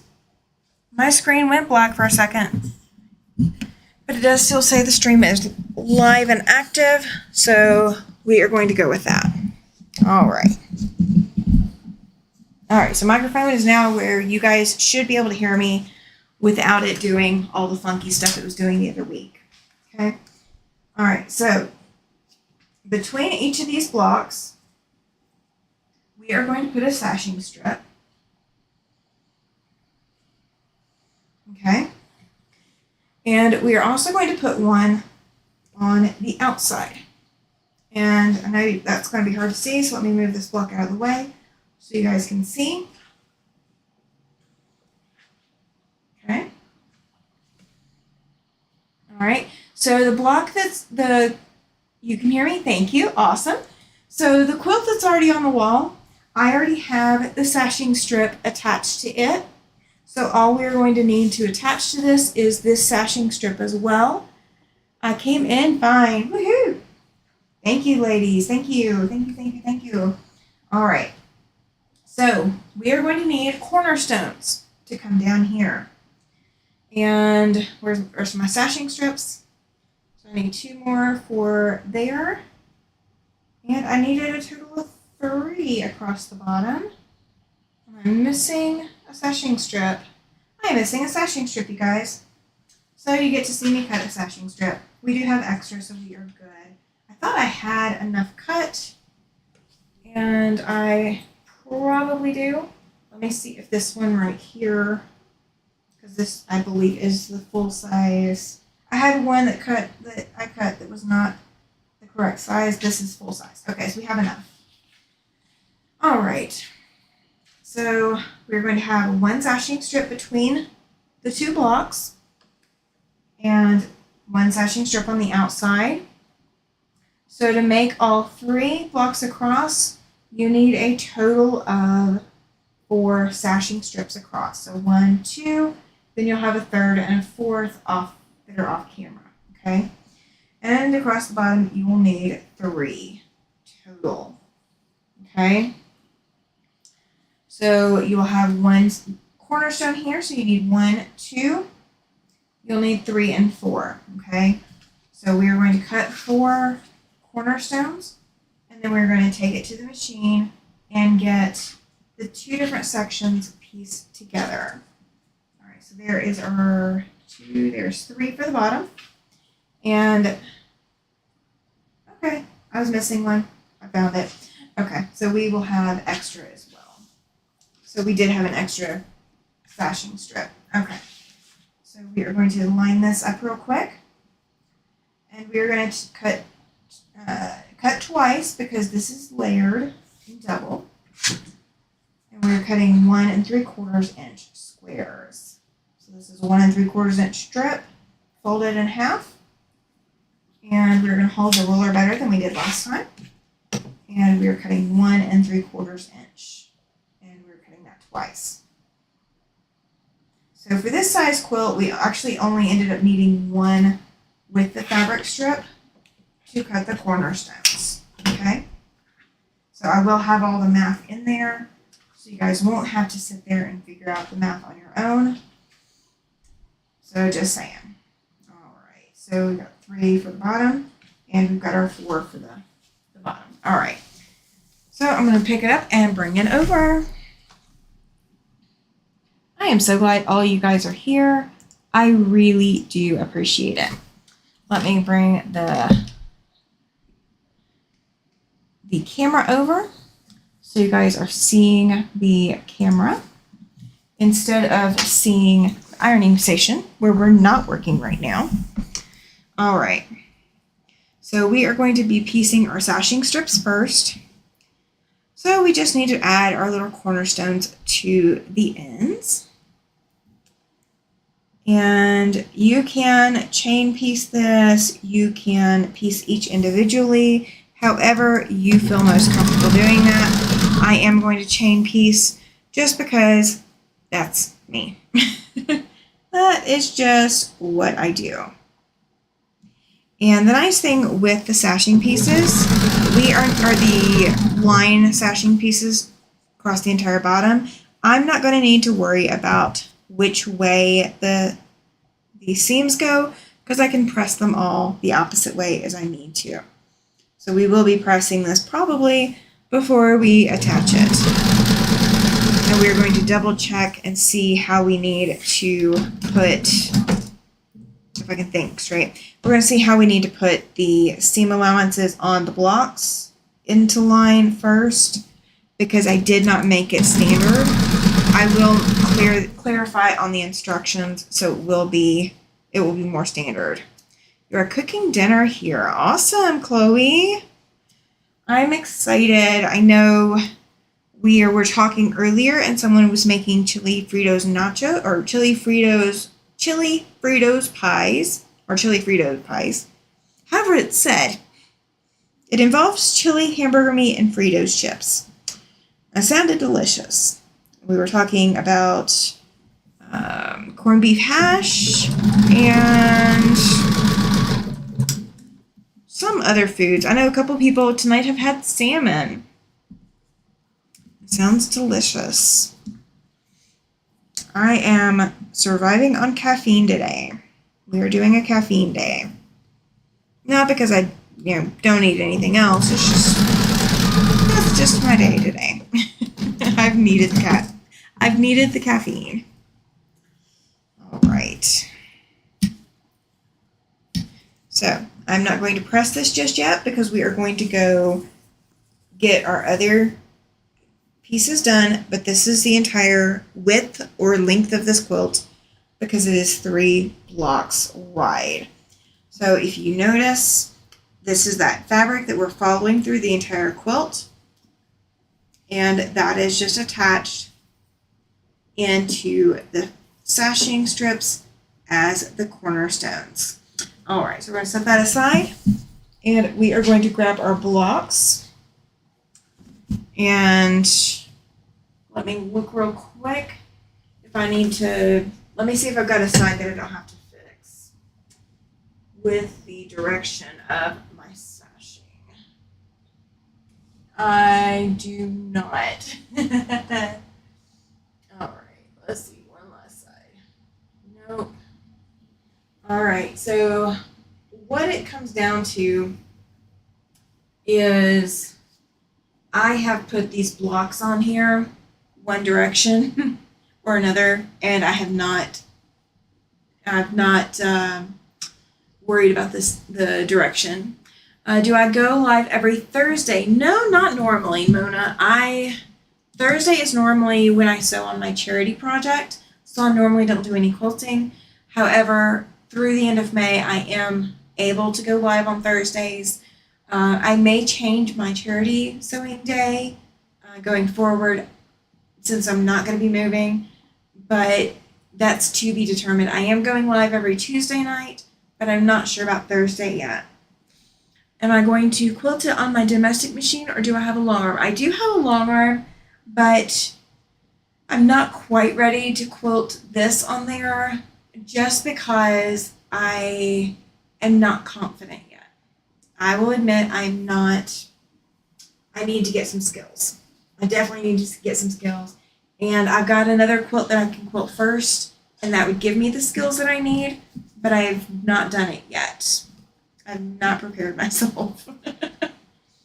All right, so my stashing is my seams are going that way. So on this one, they can go that way. That would be fine as my top edge. So they go the opposite way now. So they need to go that way. And these go that way, so they need to go not that way. They need to go this way. Okay. All right. So I was looking at which direction my seam allowances go because I'm just going to line it up to that on the wall. So I'm going to set those other two off to the side, and I am going to grab a pen real quick. You guys are going to get to see me use a pen. Well, maybe you're not going to get to see me use a pen. Hang on. Let me grab a clip or something. There's a pen. There's a pen. There's a pen. There's a pen. Okay. Let me pin the top of each of these so I remember which side goes which way. All right, so that does go that way. Yes. Okay, that one goes that way. So this is the top. And this one goes,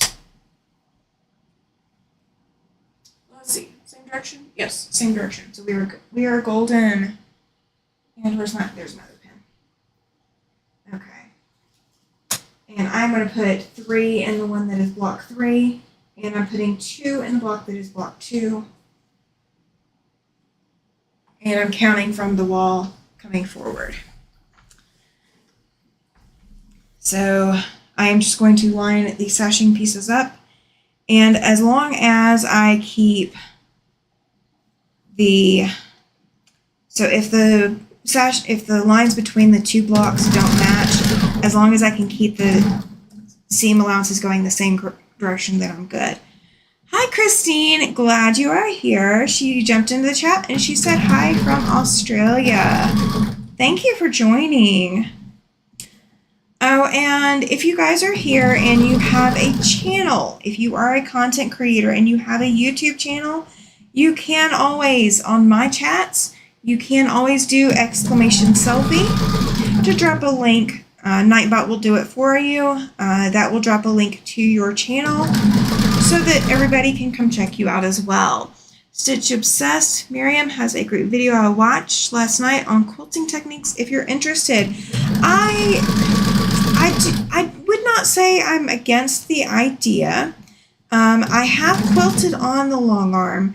I just really need to spend some time on it. That's where my confidence issue is it's not that I'm scared of it. It's not that I don't know in my head what the technique should be. It is literally that I have not played with it at all. I mean, I've quilted one quilt on it. That is it. I quilted a notebook cover, and then I have quilted one quilt. So I've got to spend some time on it. So that is my problem. All right, Mona said bye. Are you headed out? Are you leaving? Did I miss something? Yeah, I love my long arm. I have nothing against her. She is called the Beast. I do love her. I call her the Beast because she's big, not because she's scary. And I'm not scared of her. I just gotta spend some time with her. And I've been doing a lot of piecing lately. I do have a stack of 4 quilts left that I need to quilt. If you are leaving, Mona, bye. I'm glad you were here. Glad you managed to make it. Thank you. So I do need to just spend some time with her. I do have my tumbling block quilt that I'm going to use. She used her domestic machine this time. Awesome. Yeah, I could do free motion on this machine if I wanted to. When I've got a long arm, why do long arming on this machine? Or why do free motion on this one when I have that one? I can do, what is it called? I can do stitch regulated on this machine that I can't do on the other machine. But the other machine has just so much more room. So it does give me a lot of room. It does give me a lot of room to work with. All right, so I've got my top of this block. This is my top of my next one. So I'm going to see if my seam allowances are going to nest. And yay, they are going to nest.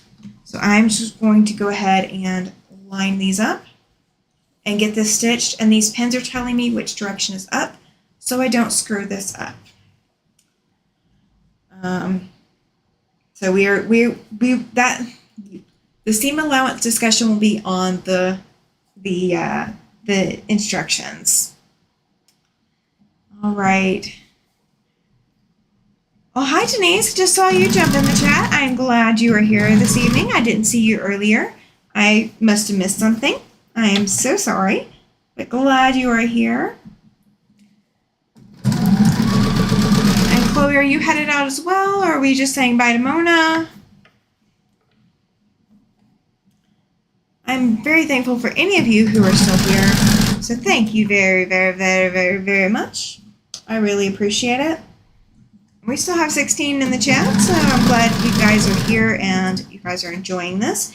If you have not already, please make sure to hit that thumbs up underneath the video.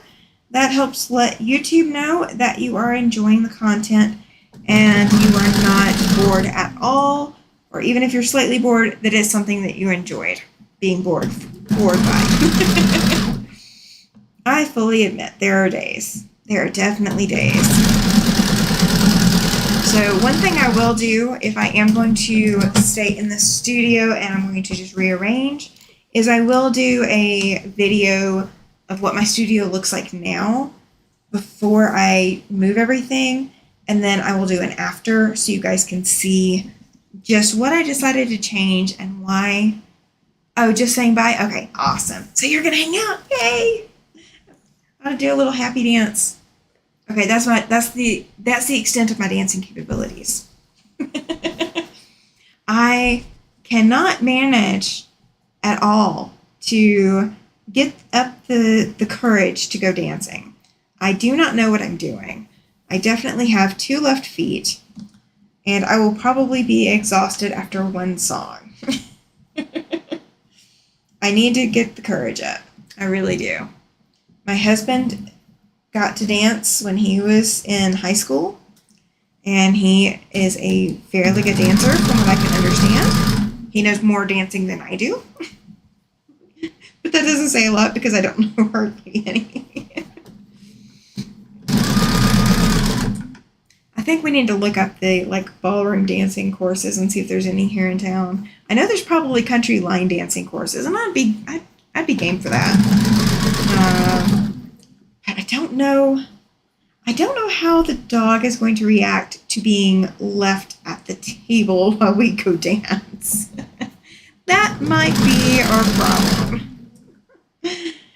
Because I wouldn't be able to go without the dog because he does do some alerts for me. So I would have to have him there. I just don't know how well it would work going out to the dance floor without the dog. Maybe I need to take friends with me. We're going to ponder that.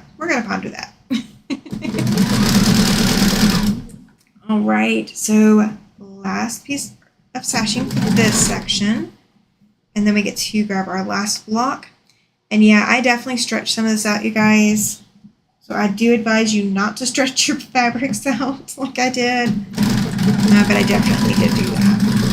But I'm not concerned. Baby's not gonna mind that not everything lines up perfectly. All right. So we have that sashing piece put on. So we are going to grab our last block and we're going to make sure our tops are lined up. So our tops are lined up and we are going to see if we got lucky. We did not get lucky. All right, so this direction, my seam allowances still go the correct direction and it does get us lucky. So we got to just rotate the block and our sashing or our seam allowances are going to be perfect. Okay, so our seam allowances are still going the correct direction. They are going off to the left.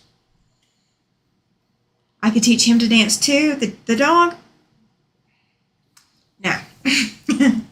The dog could teach me to jump, but I don't think I could teach him to dance. He's not very quick on the uptake on some things. So he is 5. He is 5 years old, and he did not learn his first trick until after he was 4.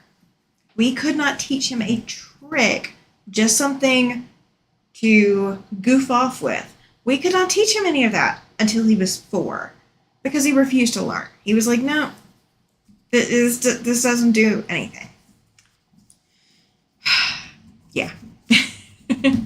My dog did not roll over, and he did not spin, and he did not sit pretty. What else did he not do? Those are the main ones. He didn't roll over, and he didn't sit pretty, and he didn't spin until after he was 4. I tried to teach him just tricks to have him do tricks. No, he does not do those. Now, he does some funny things that are part of his trained tasks, but they're definitely not a traditional trick. So teaching him to dance might be barking up the wrong tree. So one of the things he does that is kind of trained and he kind of initiates it himself is he will trade. And by trade, let's say you have his ball or you have a pig, like one of the oinky pig thingies that he's got that he loves. Anything like that you have. I'm looking for my last sashing strip, and I'm guessing that's the one on the floor. Okay, I knocked it off. So he could have a toy, and he wants what toy you have. He will bring you another toy. He will trade. So you can pick up any toy either out of his toy bin, or you can pick one up off the floor here or whatever. Or if you have something he has decided he wants, you just tell him, what are you trading? Or go get me a trade. And he will go find something that he is willing to give you in exchange for you giving up whatever you have. This works well until you have food that you don't want to give up. He will come and bring his toy. He will bring a ball, or he will bring a pig or something, and he will literally spit it out, launching it at you, because he has decided that he wants what you have. And he is wanting you to take his trade. So it's cute and adorable until it's not. But I will say this. He is not normally a very vocal dog. He does have a whine that he does. And it just sounds like a worried whine. So he does do that. It's just a little bit annoying. And he will bark if somebody knocks on the door. So he lets us know, hey, somebody's knocking on the door, or hey, somebody's right outside our door. Like he lets you know. However, we're going to see if my bobbin actually ran out. Yes, my bobbin did actually, in fact, run out. All right. I knew I was going to lose bobbin chicken, you guys, and I lost bobbin chicken. All right.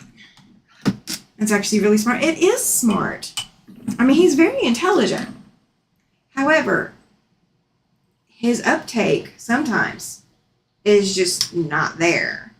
Like he gets ahead of himself. He like wants to do one thing and you're wanting him to do something else. He doesn't want to give up on doing the one thing he wants to do the something else you want him to do. So that's how spin came around. He didn't want to roll over, so he started literally spinning his tail end around. And so we had to just name it. But it's not something he wanted to do. But we finally convinced him to do it. And that it was cute. And that it made us laugh. And he would get rewarded for doing it. So, yeah, we do have those moments. All right. So there's my empty bobbin. I just need to sit and load a whole bunch of bobbins like I used to do. I just need to do that because this is twice I've run out of the bobbin on this project. Of course, I partially ran out because I was working on the Elizabeth Hartman too. Getting all those blocks sewn. All right. So we are going to get my needle up and out of the way. And we are going to manually wind things back. Not what I would normally do. Well, I take it back. Yeah, it kind of is. I didn't worry about cutting my thread or anything like that. There's no sense in it. All right. All right. You guys, we are almost there. So we've got 2 seams to sew and a little bit of pressing. Okay. So now you have your row that's got your sashing pieces plus your other. Let's get you guys off this camera so I can move it and bring you over. All right. We are going to transition you guys over, and we do not have that much more to go. So that makes it super exciting. All right. So because I looked where my sashing or where my seam allowances were on the quilt on the wall, so I know it's kind of off camera, but this thing that's up here, I did look where my sashing or where my seam allowances are. So I am going to make sure that I press the seam allowances in the sashing in the opposite way. And I'm going to take out all but one pin. I don't need all the extras now. So where my sashing is, I'm going to look. Those are both pressed in, so these need to be both pressed out. Yeah. So I'm just going to line my sashing up that way. But we will go over, I will go over how to make sure all of these are lined up to begin with, so you don't have to do all the extra seam allowance looking.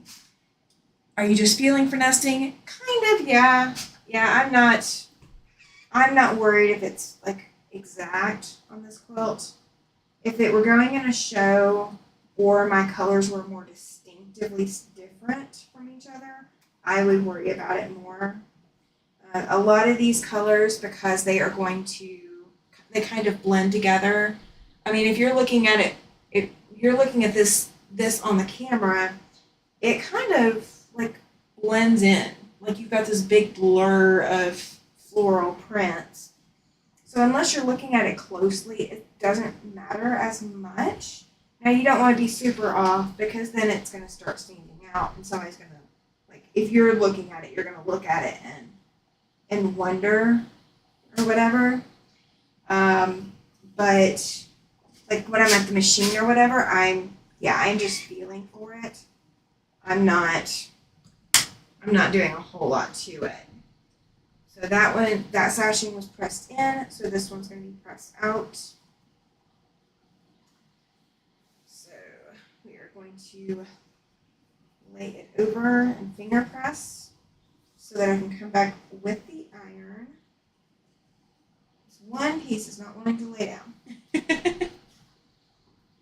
And I could flip this over and do this the smart way and just look at it while I'm doing it, but I don't want to. I'm just wanting to be difficult. And this is our sashing to go across the bottom. That's what that is. So we will be putting that in place in just a minute. do not need these 3 extra because I do have 1 pin still left, and that will be plenty. All right, and that is pressed out, so we're going to press that in. And then we are going to work on pressing our bottom row sashing. Thank you, Chloe. She typed in very pretty. Now, if you guys want a funny, when we go out and somebody compliments us on my dog, because he gets a lot of compliments, he's a pretty dog. He's very pretty. He doesn't care that he's pretty. He doesn't care that he's handsome or whatever. He doesn't care what words you use. He's not discriminatory at all. But so we get a lot of compliments on him because he is a pretty dog. I'll have to look in just a second because it's behind the other screen, so I can't see all the comment. It's my fault. I should have clicked over and I didn't. Give me just a minute, Georgie. I'll be able to see. All right,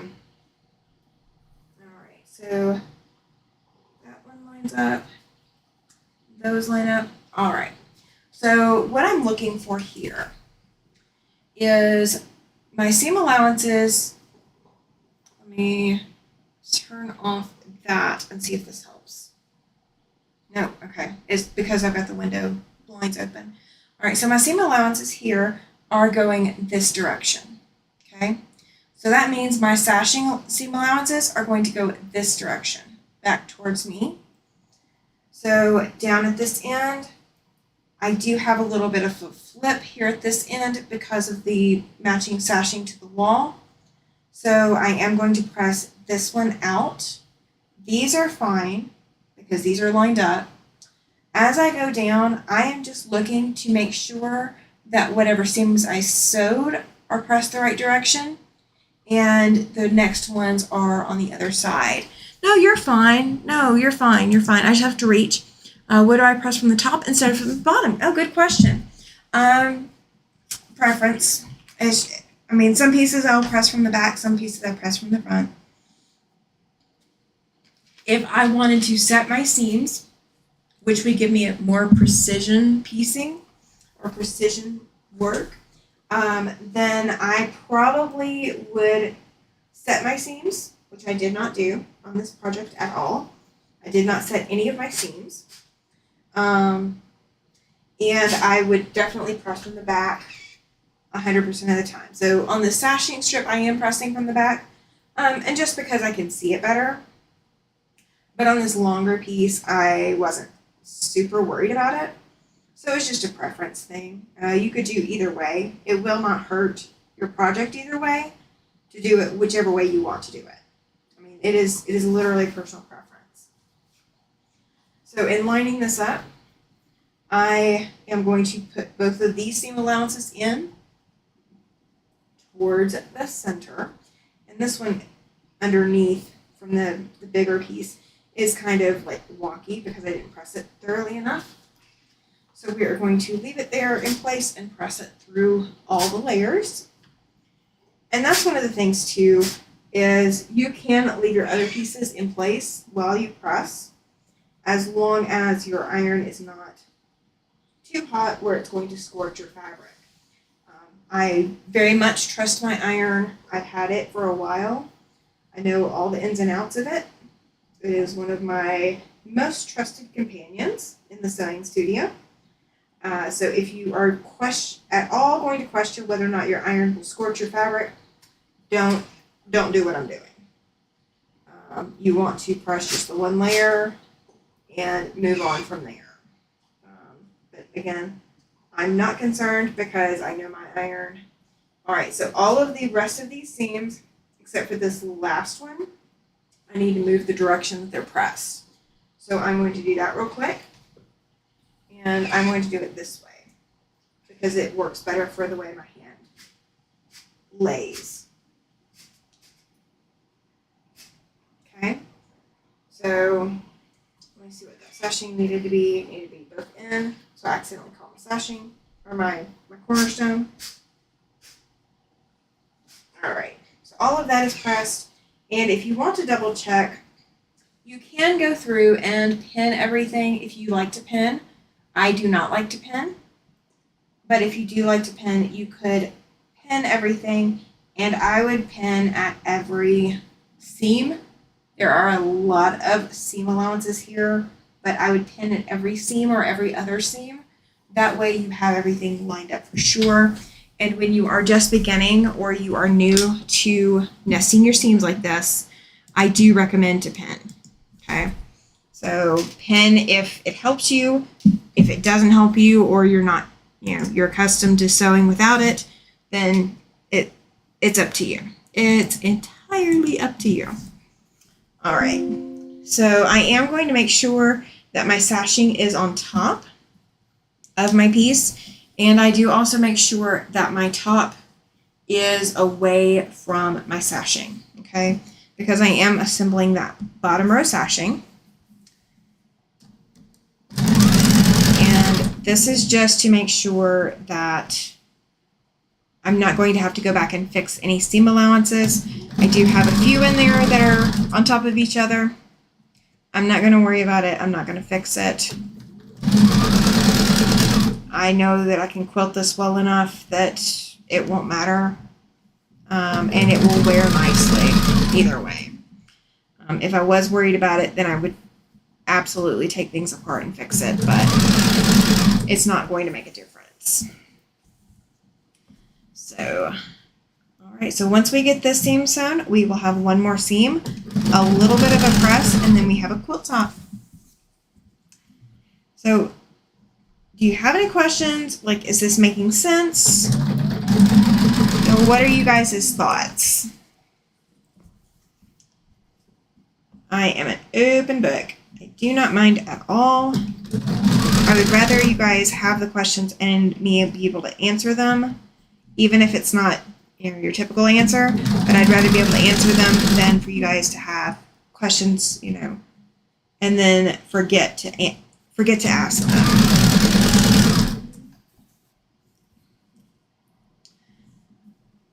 So once this quilt is done, am I going to add a border? I was originally going to, but this quilt is already going to be 40 inches wide and over 40 inches long. So it's going to be about 50 inches long because we are adding an 11-inch or 12-inch block, 11.5-inch finished block, plus another inch or so. So we're adding 13 inches to one side. So we're looking about 40.5 or 40 inches by 50 something inches. So it's going to be fairly big for a crib quilt, even at its case. So I'm probably not. What I am going to do though is I think I'm going to add those blue batiks that I had, that I was originally going to use for the quilt. I am going to use one of those for the binding. So it will give it that finished feeling. And I am going to show you guys the backing. So you guys will get to see what is going on to the back of the quilt. It is going to be a flannel backing. I know the baby is being born in Tennessee. Provided that mom doesn't move out of state, which I doubt. Yes, it's making perfect sense. I love your detailed explanation and patience. Oh, you are more than welcome, Georgie. I am glad I can help. So I don't want my entire channel to be nothing but tutorials, but when it's something I'm already going to work on anyway, I have no problem sharing with you guys what I'm doing, why I'm doing it. If there was math involved, I don't mind sharing. I do not mind it at all. I do like teaching. I will say this, my flying geese tutorial, the very first video up on my channel, was published January 25th this year. It's kind of dry. I was very scared, very petrified of being on a camera, having my voice out on camera, and, just putting everything together. I was so scared, so terrified. Now that I've gotten over the first video jitters and having the first live, those jitters were were some real jitters too. I was so worried. I was like, well, when I go live, what's going to happen if nobody shows up? And am I going to have technical difficulties? And guess what I did? But I managed to get through it, and I'm so glad I did. Love the idea of blue binding. It'll really make things pop. Yes, I think it will. And I've got 2 different shades of blue. I'm going to have to measure what I've got and decide how big of a binding I want to use and see whether or not it will work. So I did have this pinned up here. So I was taking out those pins. But the nice thing is, all right, so this is a 9x9 square. So I could choose any side to put this on. It won't matter. But I am going to put it on the side that I lined all the single knots up for. So you could definitely upsize this. So you can make this any size you want to. And I will probably, don't quote me, I will probably put the measurement around the outside edges. So once I get this completely attached, we are going to go back around the outside edges of just this section I added. And I'm going to show you how and why. When you were working with small pieces, as this is, because these are less than 2-inch squares. So you could actually make this super scrappy and make this from 2-inch squares instead of 1 3/4. Or if you've got scraps and you just want to cut a whole bunch of 1 3/4 inch squares, you could definitely do that. If you do not want to do strip sets, you could do this any number of ways. I just chose strip sets because I figured it would be faster. And this has turned out pretty quick. I did not cut anything until Saturday. And I would have this done if I wasn't doing it all on the live channel. So I wouldn't have gotten it done Tuesday night because this is already, we're at a little over 2.5 hours. So this would not have been a good Tuesday night thing. But, it does lend itself to coming up with a quick quilt. And it looks a lot more detailed than it really is. It is seriously just 5 fabrics. And I bought 1 yard of each, and I do have extra. So, you don't need a full yard of everything, but that's what I started with. So I will measure everything that I've got left over as well, so you guys know what you might end up with. And so you have a little bit more accurate yardage guidelines. So if you're looking to build this from your stash and you don't have full yards, there are ways to do this without that. And again, you can also do this from fat quarters as well. You can do this, if you can cut a 2-inch square or 1 3/4 inch square from something, you can use that. But if you've got enough, like with the fabric or half yard or half of with the fabric, which is a fat quarter, you can do it that way too. Thank you, Georgie. Thank you, Chloe. I appreciate it. You guys are awesome. You are awesome, awesome, awesome. So I can't sing, but I can sing awesome. So I will put up probably in May, since I am going to not be moving. And, I might be even doing this in April. We might do some voting, you guys. We might do some voting on April 2nd. We're going to do that trunk show, or the show and tell, and with a little bit of a trunk show. And we may do some voting because I do need to start picking my next projects. And I have a box that I'm going to pick from. And I am going to limit myself to 3 active projects. So I've got 2 that will be coming off the table within the next week. So that will open up the space for 2 new projects. My 3rd project is that super secret project, so it will not be coming off the table quite yet. It is still got a lot of work left to go. And you guys see I am wrestling with this. Part of my wrestling with it is that the microphone is on my sewing desk and I didn't move it. And I'm trying desperately not to accidentally shove the microphone off the table. Because knowing me, I would do it. I haven't done it yet, but I would do it. I'm good at hitting the microphone. I haven't shoved it off of anything yet, though. There's always a first time. Just wasn't planning on it for tonight, though.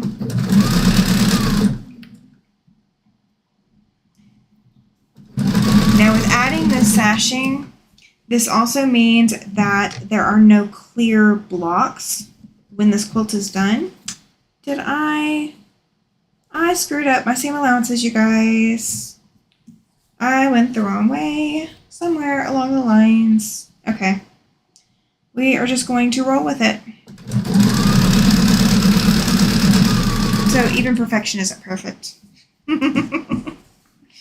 I messed up my seam allowances. They're going the same direction. Okay.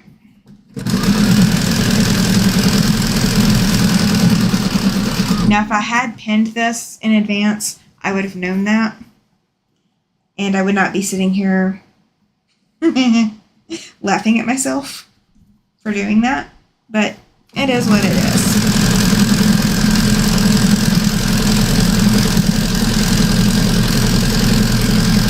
Okay.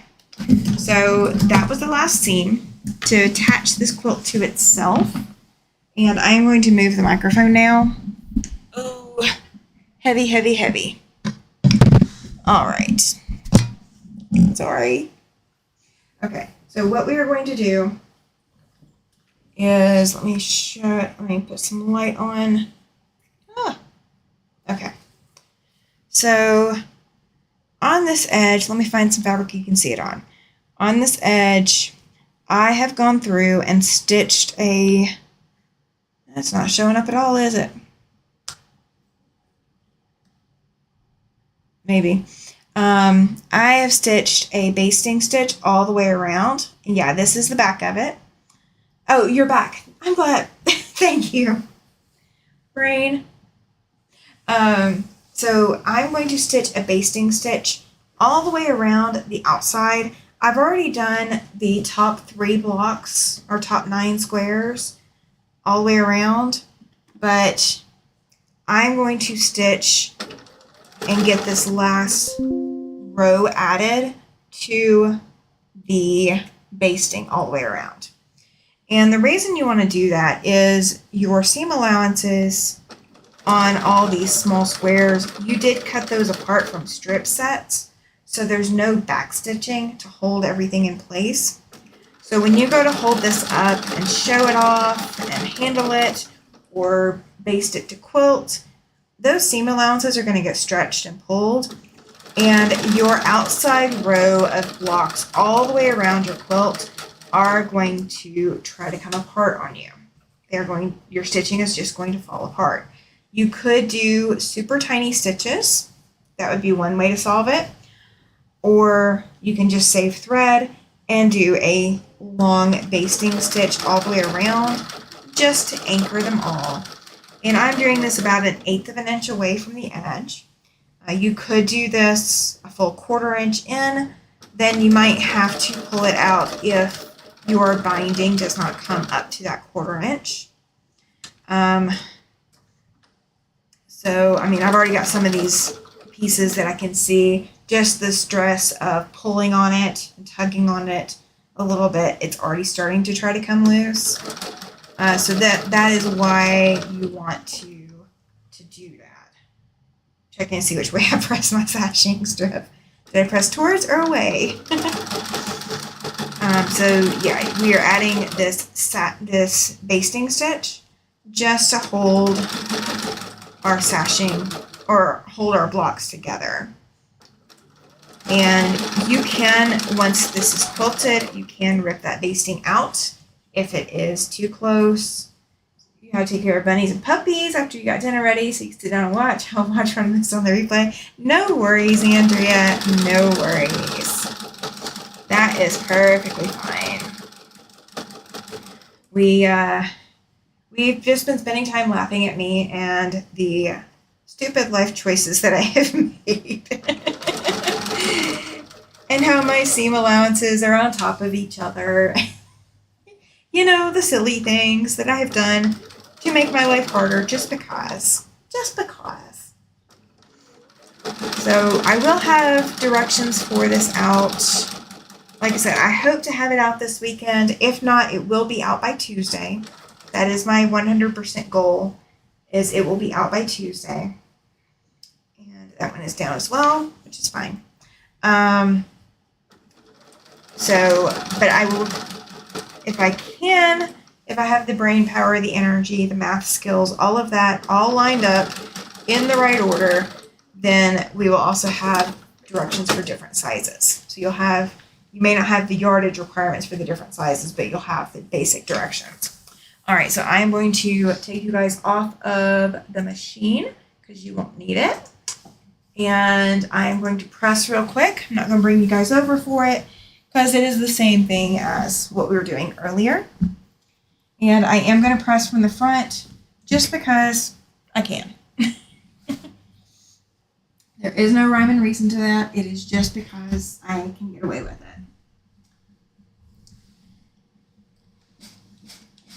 And I will also show you guys what I am thinking about for the binding. I know Georgie was asking if I was going to put sashing or an extra border or anything like that around the outside. And because of the size of it, I'm not. It's already going to be bigger than what I expected it to be. Not that it's a bad size or anything like that. It's just bigger than what I expected. And I do not want to add any more to the size of it. I don't want it to be too overwhelming. And I mean, we do have Big Sister's quilt that we're comparing this to, and Big Sister's quilt was not super oversized, so I don't want Little Sister's quilt to be oversized.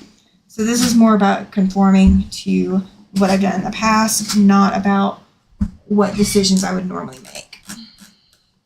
All right, time for the big reveal. Big reveal. Drum roll, drum roll. As I clear my throat. All right, you ready? You ready? Here we go. All right, so this is big enough that I can drape it over my machine. So there are 3 blocks across the top, and it is 4 blocks long. So it is a fairly long quilt. So it is a crib quilt. So it is touching the floor, and I'm 5'4", and it's coming up to my shoulders. Okay, so it is 50-something inches tall. Hi, Mary. Glad you are here. Thank you, Glenda. Yes, I am so glad. So glad. Okay, so we are going to measure real quick. So yeah, it is longer than my cutting board. And my cutting board is 36 inches long. So I'm going to use that to help. And yeah, we are looking at 40 inches wide. Yes, it is definitely a crib quilt size. I think so. I don't think her Big Sister's quilt was this big, but it will be what it will be. All right, so we are looking at 40, 27 times 2, 54. So we're looking at 40 inches by 54 inches. So beautiful. I want one. You're so tiny. Tell that to my waistband. Brenda says I'm 5'4" too. Awesome. Yeah, I am the shortest adult in my family on both my mom's and there's one person shorter on my dad's side of the family, but everybody on my mom's side is significantly taller than me. Almost twin size. With borders, it would be. Yes, it definitely would. So we have the finished quilt top. So this is blocks and sashing pieces. Okay.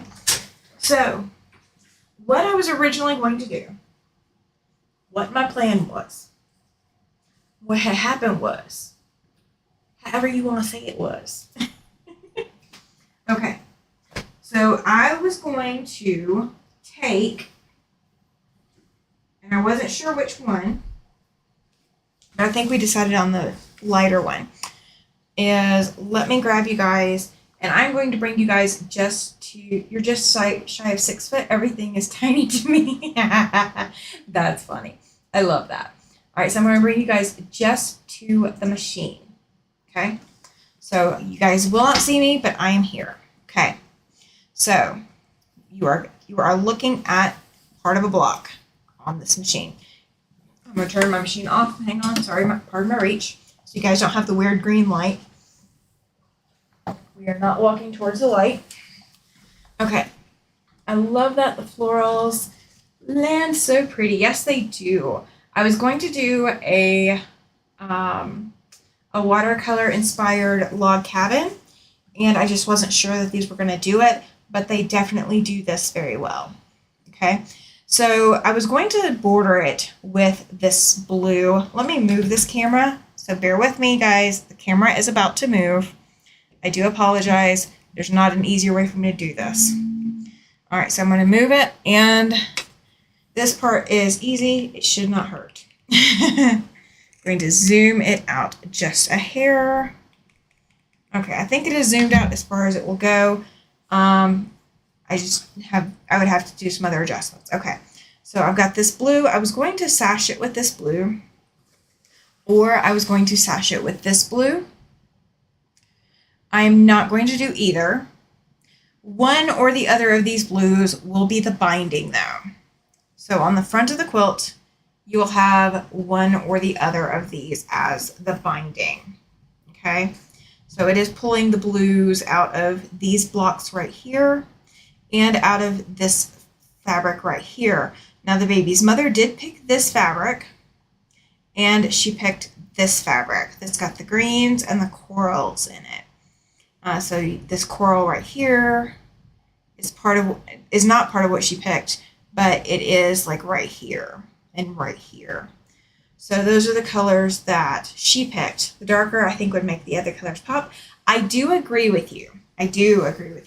However, I only had 1 yard of this material, this batik, and while I could go back and buy more, I don't know if I want to, but I do have part of it that I have not cut, but I have cut some of this.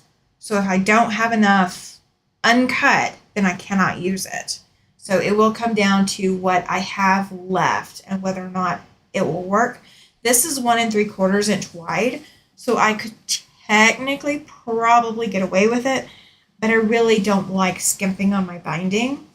And I expect a baby quilt to be used quite a bit, especially a crib-sized one. So I'm not sure if trying to skimp with my binding would work.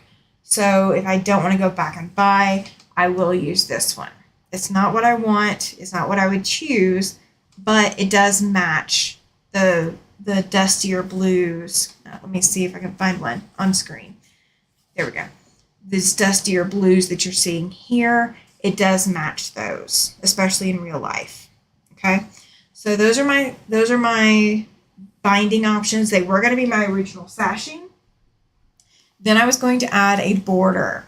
I was going to add a border with this plaid print, and the plaid print would require some creative piecing to make sure that the plaid lines exactly where I want it to land, and especially being separated by the blue from the pattern of the quilt, it would work well.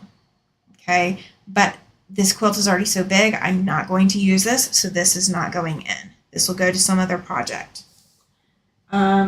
The backing for this quilt is going to be something I picked up at Joann's. This is a flannel, and it is a peach color. It is definitely brighter in person than what it's showing up on camera. Let's see if the light helps. Not really. It's not quite as bright as it should be, but it is definitely bright, but it definitely goes well with some of these fabrics in here.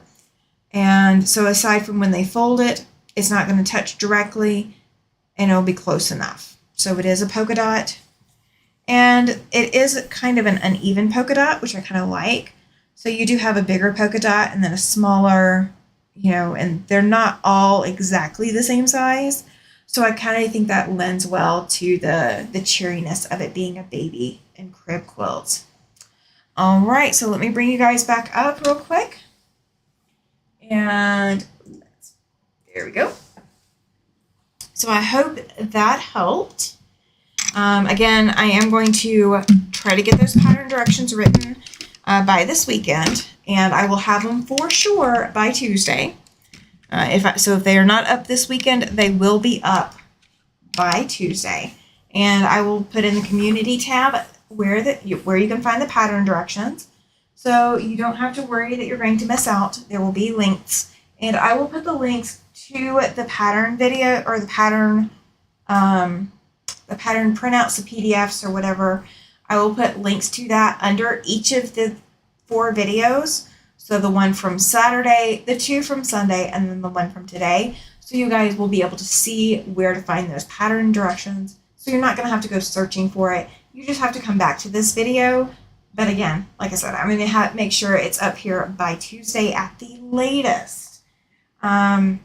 So yeah, be prepared that Tuesday we are going to go over a lot of the Elizabeth Hartman. So you guys will get to see where I'm at with that, what I decided to do, because I am finally to that point of laying everything out and deciding how exactly I'm going to make it the way that I want it to be. Because I don't want an 80-inch by 80-inch quilt. That doesn't fit my life. That doesn't fit what I want. So I am going to make it bigger. And yeah, so I'm going to work with that pattern and see how I can do that reasonably with everything that I've already got cut. And thankfully I don't have any of the backgrounds cut aside from the white that has already gone into the quilt. So I will have that, and then we will have some updates also on the Prismatic Star if I have a chance to get to that. So there will be some updates on that as well. And then April 2nd, we will be back to regular programming by April 2nd. And April 2nd is going to be the giveaway. So make sure you are there for the whole live on Tuesday night, April 2nd. If you do miss this Tuesday, you definitely want to catch up before April 2nd because there will be some information that you will want to have. So April 2nd, we will probably also do voting on what my next projects are.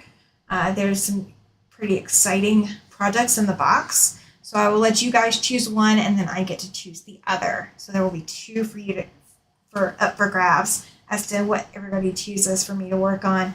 I think that was it for today.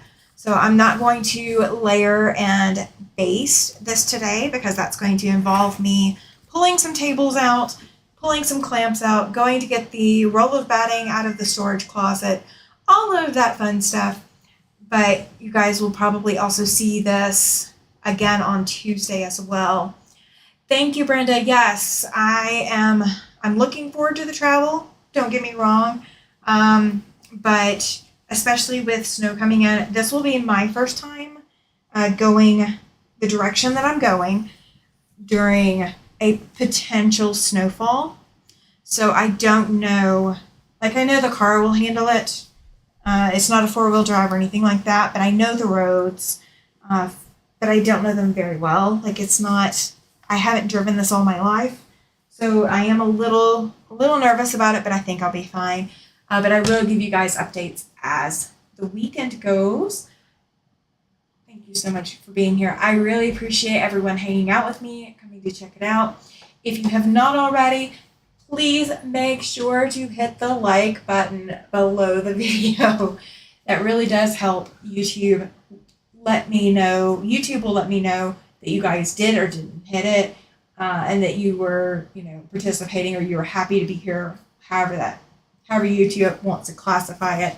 They don't say exactly who clicked the button, but they say that, it was clicked. So any extra clicks definitely help, or any extra thumbs up definitely help. So I'm going to get out of here. You guys have a great evening. I will see you again on Tuesday if I don't see you before. Bye.